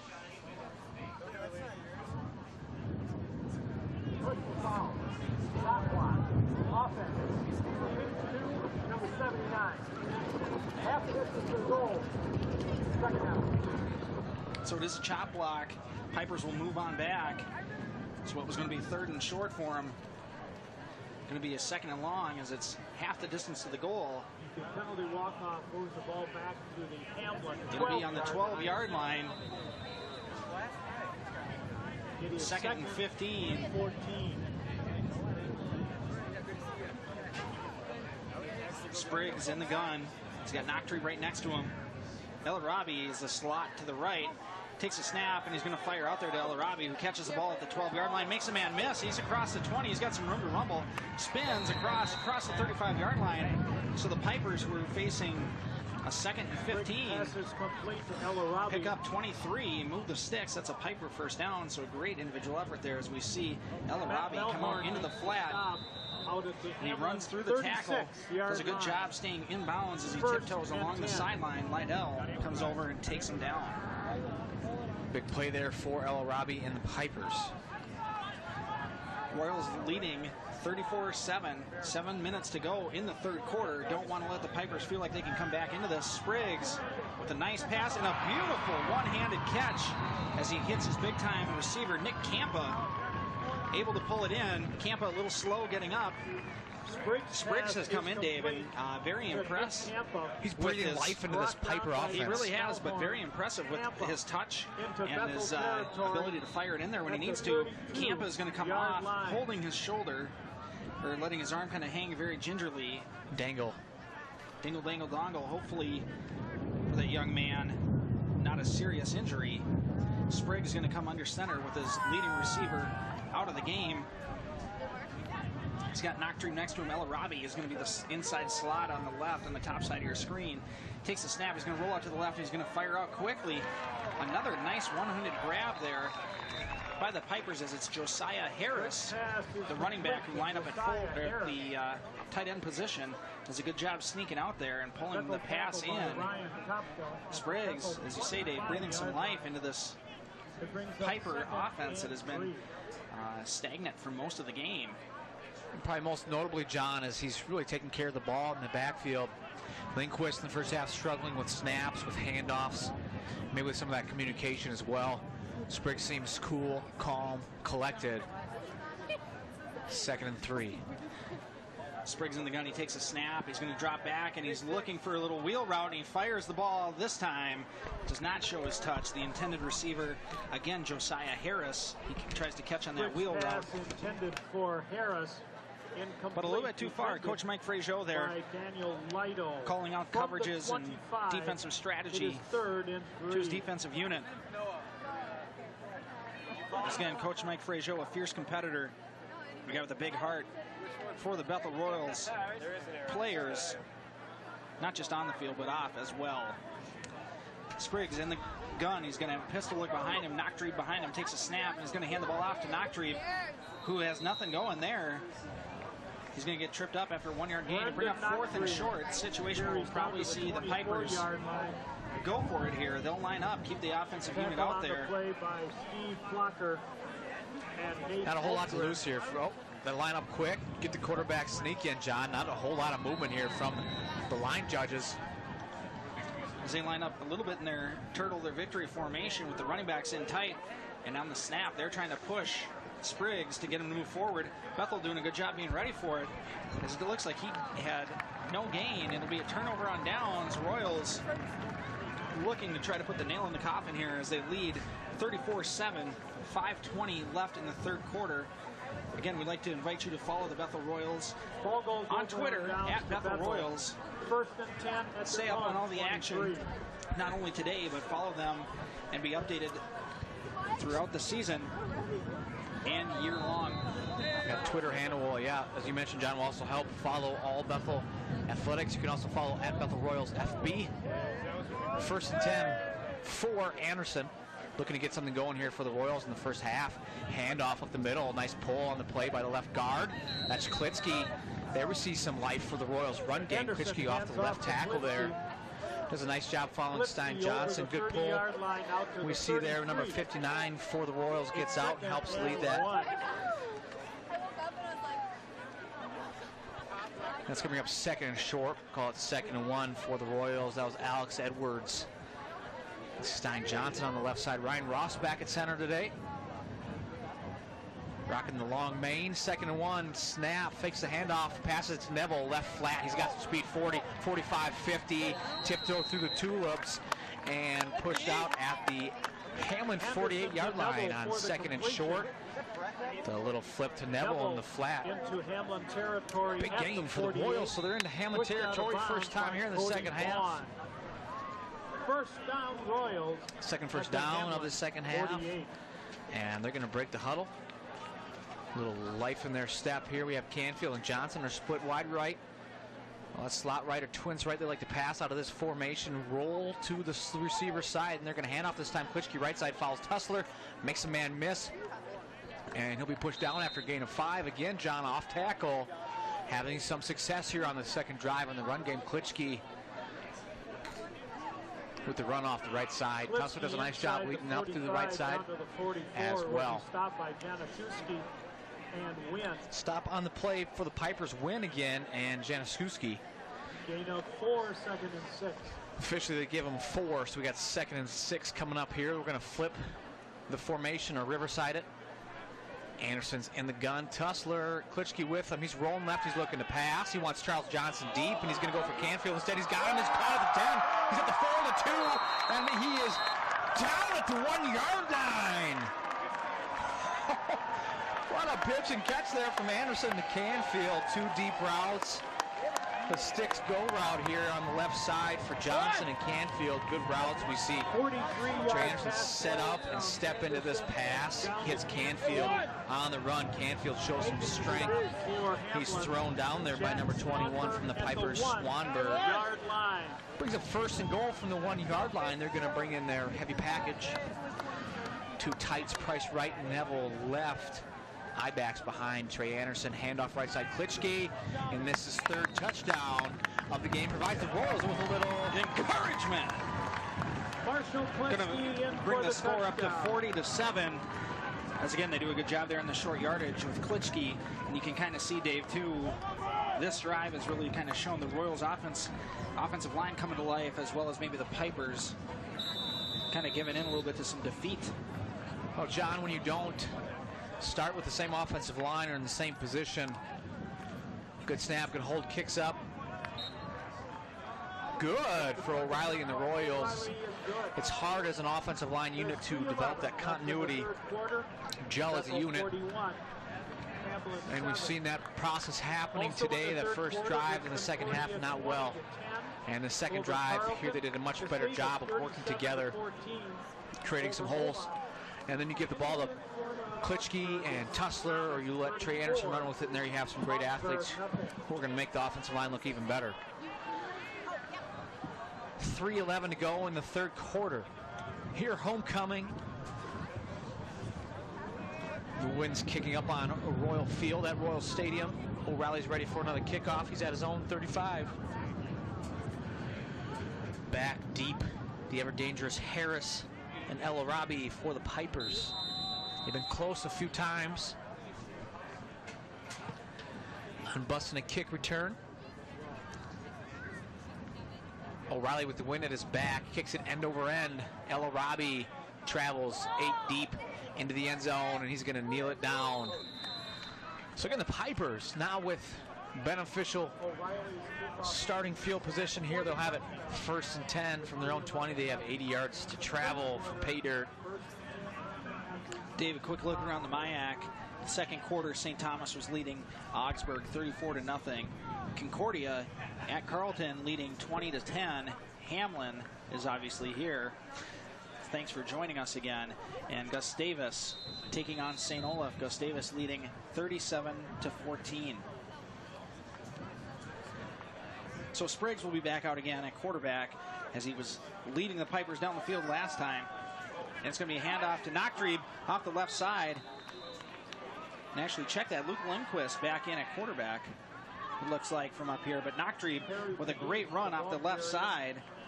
Move the sticks, that's another Piper first down. We'll try to get an update here for sure, as the Pipers are trying to confuse with what they have out there. And going along the offensive front and communicating is Justice Spriggs.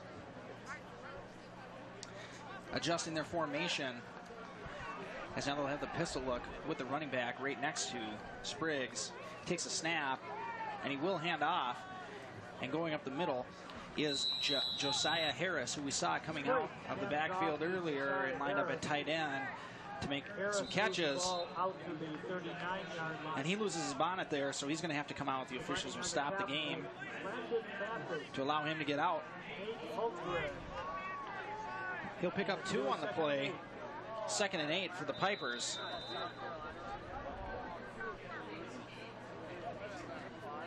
The Pipers, big boys, are lined up at the line of scrimmage. There we get a look at the Royals offense, talking things up.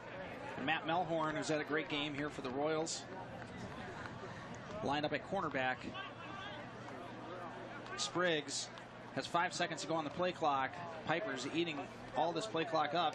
Takes a snap, handoff to Nachtrieb up the middle, and he'll pick up 2. We're going to bring up 3rd and 6 for the Pipers. 41-yard line. Tackled by Nate Holtgren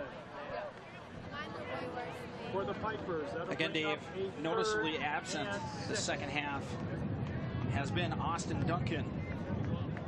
So not sure if an injury was sustained, but Duncan has been non-existent in the backfield for the Pipers the majority of this game. Spriggs fires out into the flat. The pass is caught. It's going to be short, diving forward. Great effort by the Pipers. That's Dion Bishop diving for the first down. Looks like it's going to be marked short. There is a flag on the play. We got some Royals defenders clapping. Here we see again Spriggs firing out there for Dion. Dion tries to spin and make it there. The foul is on the receptor of the catch there. Illegal activity. 15-yard penalty is going to back him up on this third down. They'll replay it. And there Bishop was diving for that first down. The Royals doing a good job hustling over, providing support, and actually punched the ball out of his hand. Otherwise, he would have probably crossed the first down marker. And that was Jordan Bardwell coming from the opposite side, his outside linebacking position, also with a punt block today. So we approach 1 minute to go in the third quarter. Third and long for the Pipe. Spriggs trips to the right. He's going to take the snap, and he's looking over there to his right, coming across the middle. Elarabi, and he's going to be close to first down yardage. Nicely run route by Elarabi. He had a little bit of space when he caught it. He's pretty elusive. That'll be enough for first down. Healthy spot there that benefits the Pipers. Elarabi, as you said, you see him come across the field and up, get vertical, and the Royals, John, don't get their hands on him. When you have a receiver that's getting across the middle of the field, you look for both your outside linebacker and inside linebackers to disrupt their route. Unable to do that against Elarabi, and he makes them pay a big first down for the Pipers. Spriggs going to have the pistol behind him. And he's going to keep it himself here off the left side. And he'll pick up 1 yard as he spins forward. Jesse Mockley, the outside linebacker on the plate, does a nice job of avoiding the block and bringing down Spriggs. Here we see the beard, colors of the fall, Ben Price. 2nd and 9. Of the various Royals, Tussler with the fro. And the Pipers are going to be content to go into the fourth quarter trailing 41-7. As again, it's homecoming day for the Bethel Royals. SRO standing room only here. There's a great crowd out today on a beautiful Saturday. Coaches Rick Meyer and Mike Fraziot in the middle of that defensive huddle, both with their yellow hats on, coaching up the team. The fans getting up for the fourth quarter here, looking to jump around, as the Royals have been in control the majority of this game, Dave. And once they got things rolling, able to keep it going. There we see Rumble the Royal. And the Pipers have a new mascot. He looks tough, I like it.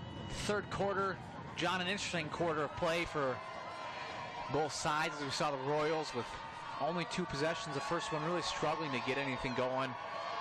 Here we see our crazy passionate fans here at Royal Stadium for homecoming. And they come back on their second possession. John, have a nice drive.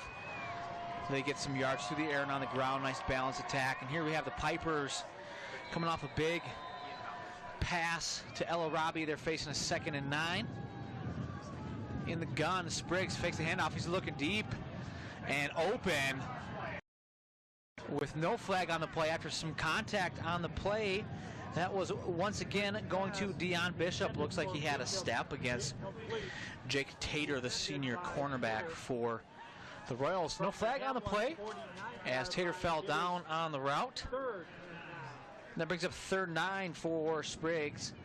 And the Pipers, Bishop is going to flip sides here. He's going to be on the right. And he'll be in one of the slot positions on the right side. Sherman stays in at the tight end. Looking to pass to Spriggs across the middle. It's tipped at the line of scrimmage. Incomplete. Flag on the play. On the 3rd and 9, there's a lot going on. They wanted the running back out of the backfield on or tight end delay actually to Sherman. And it's going to be a holding call against the Pipers. Holding. Offense, number 50. That penalty is declined. The Royals will decline it. It's going to bring up 4th and 9 for the Pipers, and they're going to bring on their punting unit. Punting, once again, will fall to Forrest Coughlin. Of the Pipers, he's had one blocked today by Bardwell. Coming off the Royals' left side defensively. And back deep again for the Royals will be Matt Melhorn, the senior secondary player. Bardwell on the left side one more time here. Coughlin punting duties. He's at his own 36. Good snap. No pressure this time. A high, long punt from Coughlin at the 10th. Melhorn. It's 1 against 2, and he stumbles out of the first tackle, and he'll be brought down by the second one. Good hustle there. The Piper special teams play. Melhorn unable to break through the first 2 defenders. That was Kevin Eskery who came in to clean up on the play. Here we're trying to see Matt Melhorn. We got to see some work there by both Pipers and Royals punt and punt return teams. The Royals offensive unit will head on out. Marshall Klitsky with 45 yards on the day.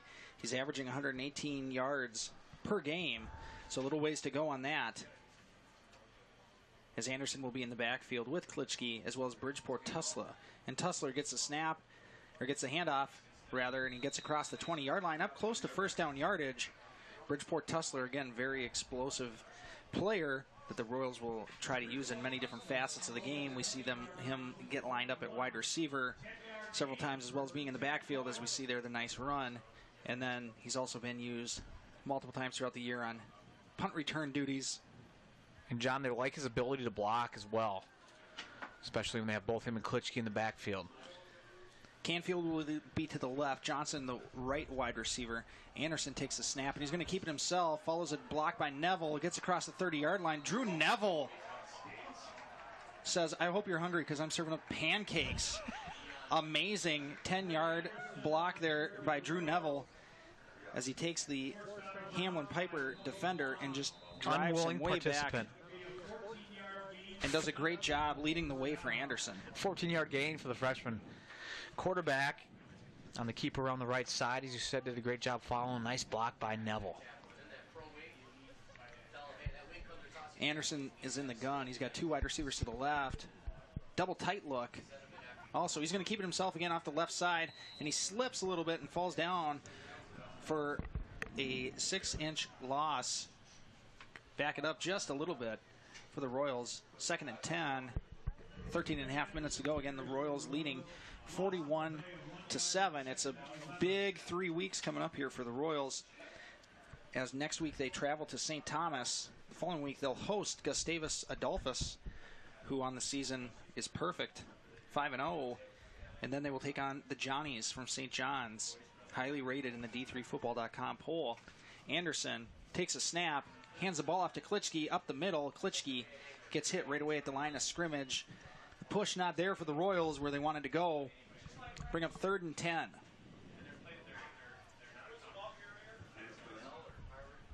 The Royals here with a comfortable lead, keeping the ball on the ground, trying to keep this clock running. We have 12:40 to go in the game. They're working against the wind. Ball's on their own 35-yard line. In the middle of the field, they're working left to right across your computer monitor or TV screen. Facing a 3rd and 10. Anderson going to be under center. Canfield and Johnson to the right. Klitschke, the running back, behind him. He takes a snap, fakes a handoff to Klitschke. He's looking to fire back to his left, and he goes for Drew Neville. Pass over Neville's head. He didn't even get a chance to jump for it. He just turned and looked downfield to see if he was going to have to play defender. So it'll fall incomplete. 4th and 10 for the Royals. Here comes the punting unit. You see them targeting Neville one more time. A lot of trust into the big tight end. They've used him dumping off in the flats. They've hit him across the middle. He's done a nice job blocking him and his counterpart, both Ben Price. Unable to come up with a first down on this 4th and 10. Philip Peterson gets off a high spiral. El Arabi calls for a fair catch, and it bounces a Hamline way. Goes backwards, bounces at the 32, rolls to the 38. The Pipers will have it. 1st and 10. They'll have 63 yards to go. Here, their first possession of the 4th quarter. 12 minutes to go in the game. Look for the Royals to rotate in some more players on the defensive side.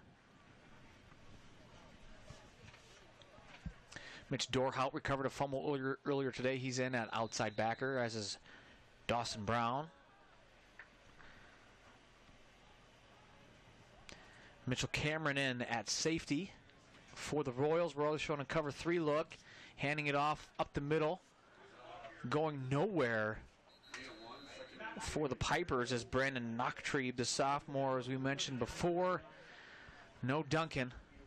And they've been handing it off to Knocktrebe. Not a whole lot of space to move there for the sophomore. Plonker in at right defensive end still for the Royals. The nose guard, 97, Cameron Savila. Getting a lot of playing time today. Rolling right, Spriggs, he's looking to pass. He's got El Arabi in the flat. Nobody's on him.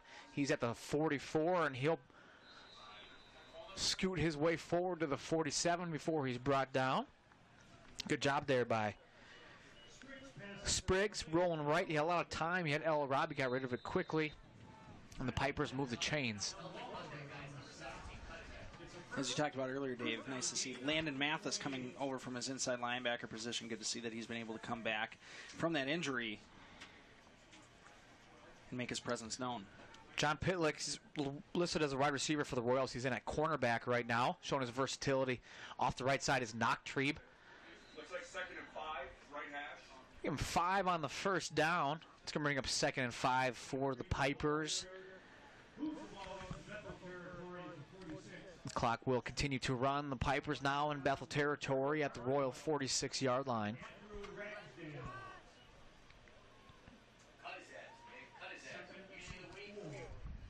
Second and 4 coming up for the Pipers. Spriggs and the pistol. He's got one wing either way. Knocktrebe is behind him. He takes the snap, hands off left side up the middle. Knocktrebe steps through a tackle. He's brought down by Pitlick and Brown. So on that 2nd and 4, they pick up 6. Another first down for the Pipers. There we see Plocker. He's a junior defensive end from Blue Earth, Minnesota. Attended Blue Earth Area High School. 1st and 10, Pipers. Deion Bishop's going to be split wide left. He's been targeted a few times here. He went to Santa Monica High School in California. Motion by El Arabi across the formation. Fakes the handoff. Rolling right. Couple flags on the play. Spriggs looking to pass. He's being flushed out of the pocket. Incomplete. Thrown into the ground. And that 1st and 10, an incomplete pass. The play marred by Simlondere. Situation where you'd think maybe some sort of illegal formation, and that's what it is, as the Pipers got to be careful that they don't cover up too many men, have too many men up on the line of scrimmage. They'll march it back. 5-yard penalty for the Pipers. The ball's in the middle of the field. It's now back to the Royal 43-yard line. Good look at the Royal sideline. Bethel Royal Athletic Association tent.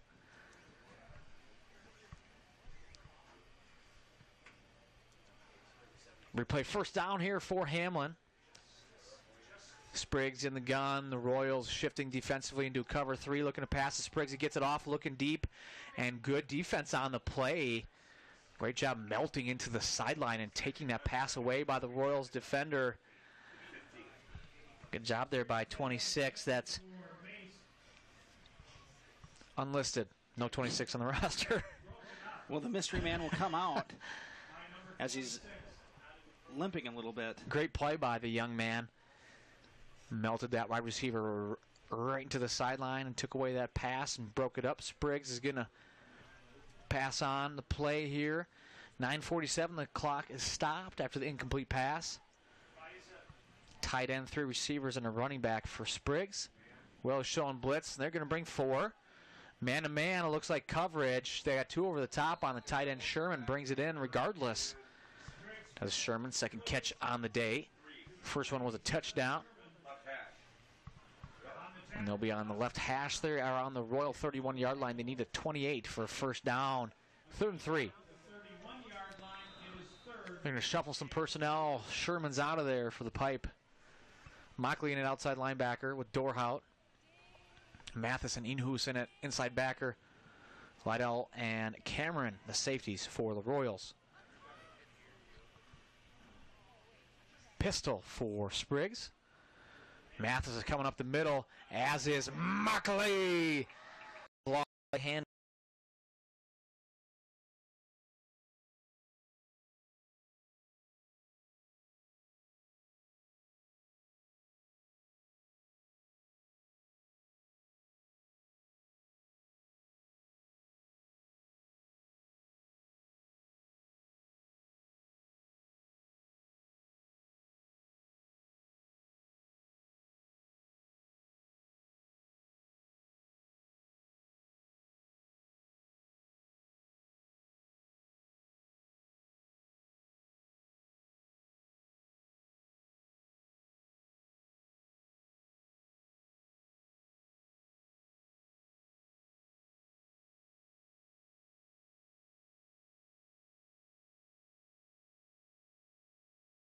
Feeling so good as Spriggs as he hobbles off the sideline. There's turnover on downs for the Pipers.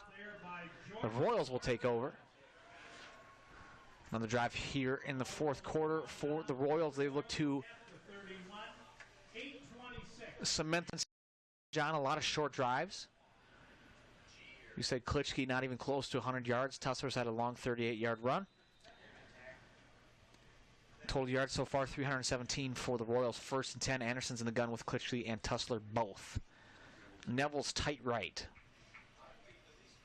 He takes a snap, and he's going to hand it off to Klitschke off the left side, try to get some more yards, but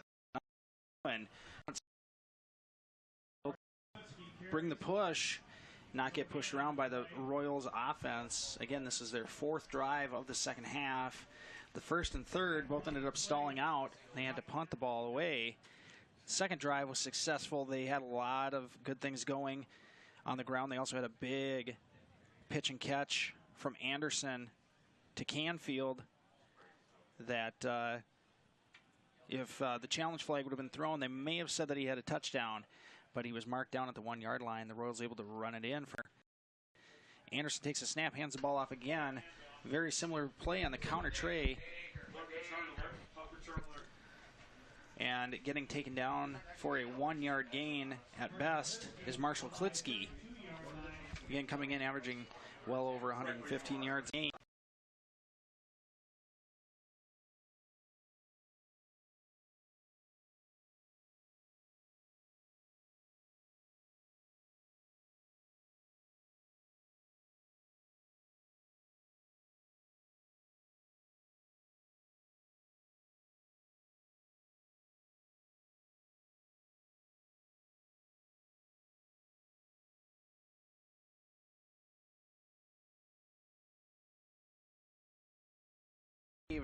Interception as there were 3 Piper defenders in the area.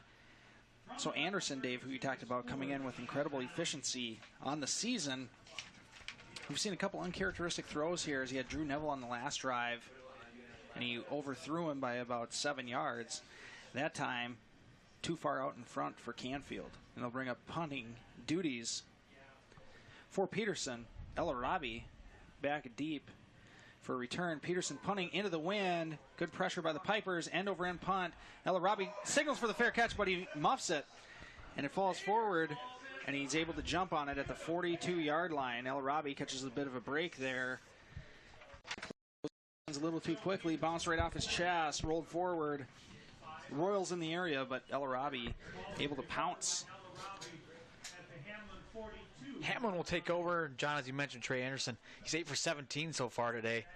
That's less than 50%. On the season, he's averaging about 64% completion rate. Way off the usual. He's going to have some bumps, and if he can have some learning and growth during these types of games, John, the Royals are in for a bright future with that young man. Handoff right side of the Pipers, getting the edge there for a few yards. That's number 45. Trevor Fritz, he's a freshman running back.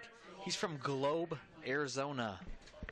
Handoff by Spriggs off the right side. Spriggs still in there. Spriggs having quite a second half for Hamline. He's 8 for 13 for 115 yards. No touchdowns, no interceptions, but being pretty efficient. Is Spriggs 2nd and 7 coming up for Hamline.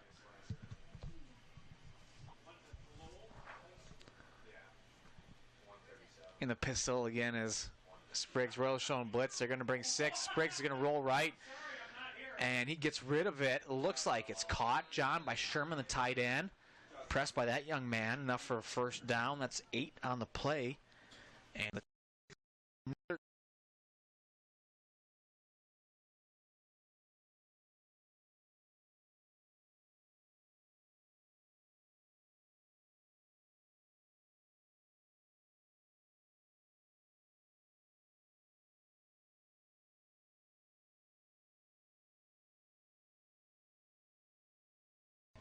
First and 10 for Spriggs. He's going to hand off at the middle.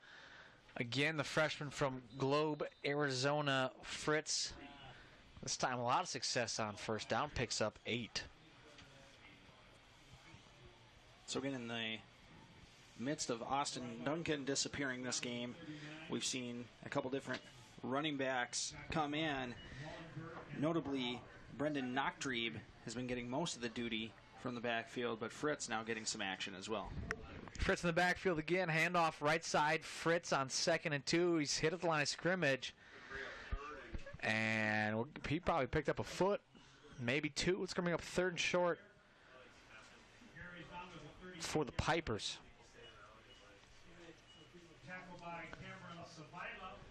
Cameron Savila in on the tackle. Nose guard for the Royals. 3rd and 2 for the Pipers. Spriggs is going to be in the gun.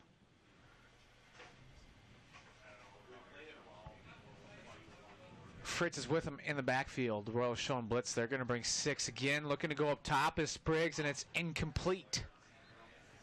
And out of the hands of the Pipers. That was to Jarian Mays.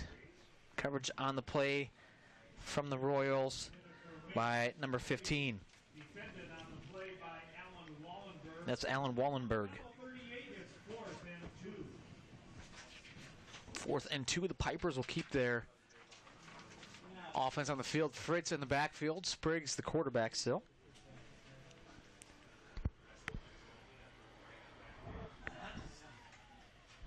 He's going to take the snap, take the handoff. He's looking to throw pressure right away. Dawson Brown, as well as the DN Kyle Kilgore, the freshman out of East Ridge High School. They bring him down on 4th and 2. It's a loss of 2. Another turnover on downs. The Bethel Royals defense comes up big and strong. Well, we've seen some substitutions for the Royals defense. Also, we're going to see some new blood come in on the offensive side of the ball, as the starting quarterback from the beginning of the season, Andrew Dzurek, will be back in. He's a senior from Lancaster, PA. He'll be in the gun. He's going to have Klitschke next to him. He's got 2 wide receivers out to the right. Neville, tight left. Price, tight right. And he takes a snap and he hands the ball off to Klitschke, who runs a man over, but then has 2 more that grab him after a 2-yard gain, and he's taken down. It'll be 2nd and 8 for the Royals. We're going to see Bridgeport Tussler check into the game. The Royals will have 2 running backs set here with 4:15 to go in the game, leading 41-7. Dzurek breaks the huddle. He's got Canfield and Lee out to the left at wide receiver.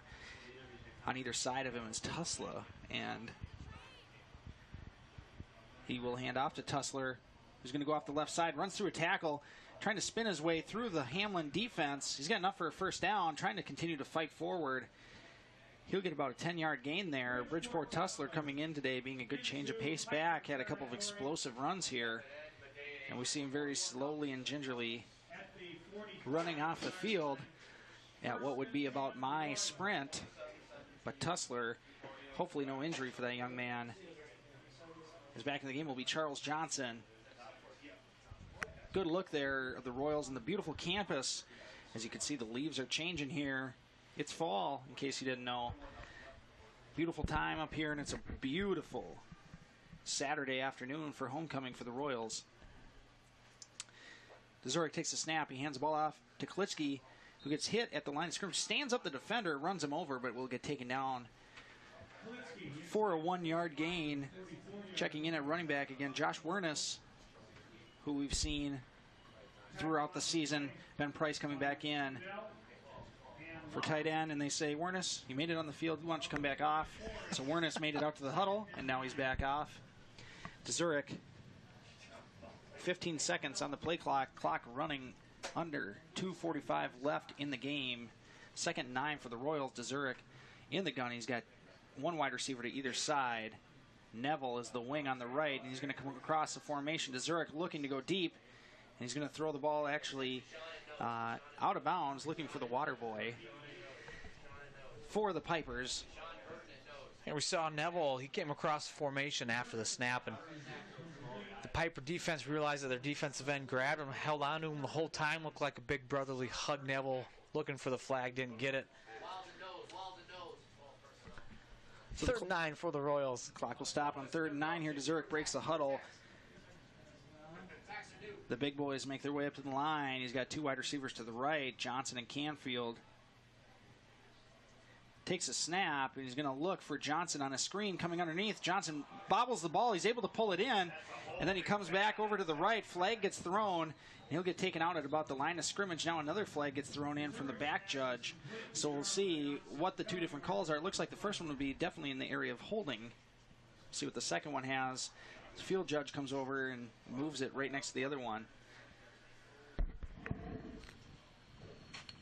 So we see it here again, Johnson bobbling the ball, and as he's wrapped up, he pulls it in, able to escape. And the penalty will be holding on the Royals. The penalties decline, so it's going to be 4th and 9.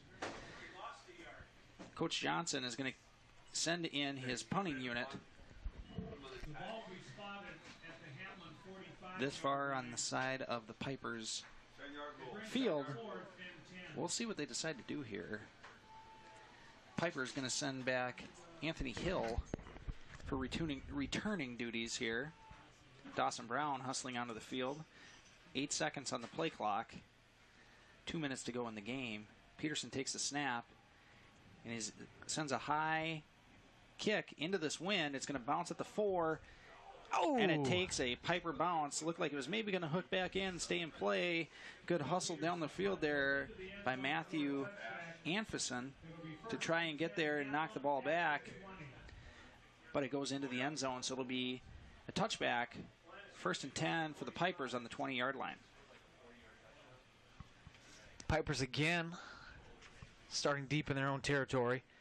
1:54 to go in the game. Spriggs, quarterback again for the Pipers, having a solid second half.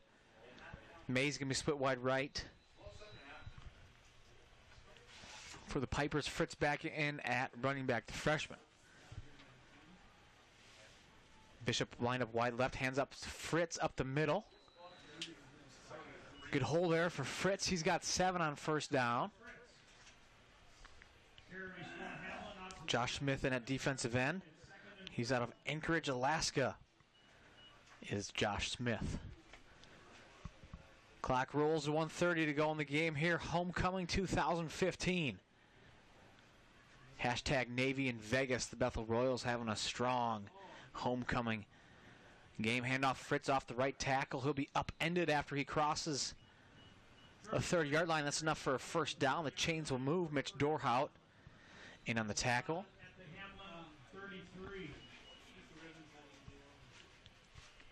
As you say, Dave, the 2015 homecoming game. Big year for you, my friend. 10 years since graduating. 10 years since graduating. For me, a lot of good memories. Always fun to come back. John and I are so lucky to be able to bring these games to you. We're so happy that you listen. We're always kind of surprised by that.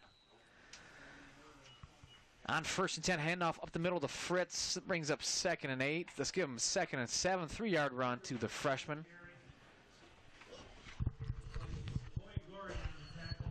Owen Gorian on the tackle. Big number 78 for the Royals. So from the 36, they'll have 2nd and 7. Will Spriggs and the Pipers. They got one receiver split wide either way. Fritz in the backfield. He's going to get it again off the right tackle. And he's going to pick up a few more yards for the Pipers.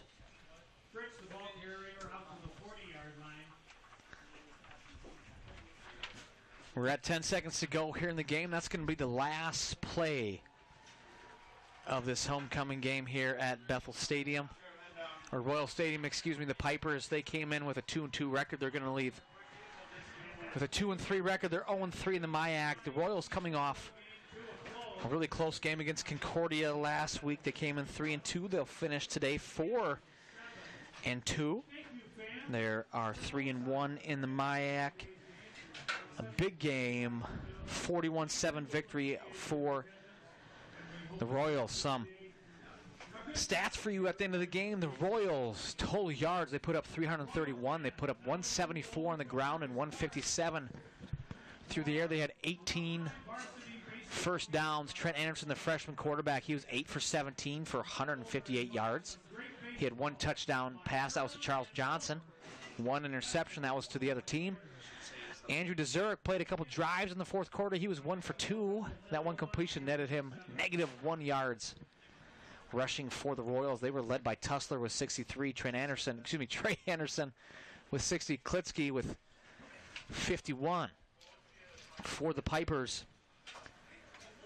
They were led rushing-wise by Nachtrieb. He had 53 total yards, followed by Fritz. He came in on that fourth quarter. The freshman had some nice runs for the Pipers. That's the stats here this afternoon. Homecoming, we're going to have some highlights here coming up. That's again a game where the Royals were able to dominate. Several good plays here today as we see Neville catching the pass, making his way down the sideline. Drew Neville having a great game today, both by catching the ball as well as his blocking ability. Here was the big play in the third quarter. Canfield catches the ball at the 8-yard line. Looked like he was able to get his way into the end zone. Gets stopped just short. Marshall Klitsky says, "Thank you very much. I'll pad my stats," and get a touchdown out of that.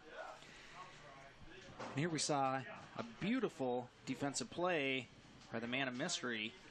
Jesse Mockley continued his great game as he's able to pull down the running back in the backfield. Bridgeport Tussler again showing his elusivity. He was able to pick up a big first down for the Royals, continue to eat up some clock. Charles Johnson made a good catch as it was bobbling, but folks, those were some good highlights. But here is the play of the game.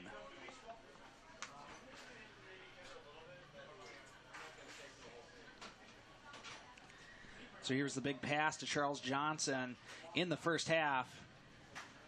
This was the one where Anderson faked the pass to his right, started to run to his left, and then pulled up and threw it down deep to a wide open Charles Johnson. You can see he had the defense beat by 15 yards. Well-designed play, well executed. Charles Johnson runs a great route. Picture-perfect pass as he catches Johnson in stride, able to pull it in. And again, folks, that's your play of the game.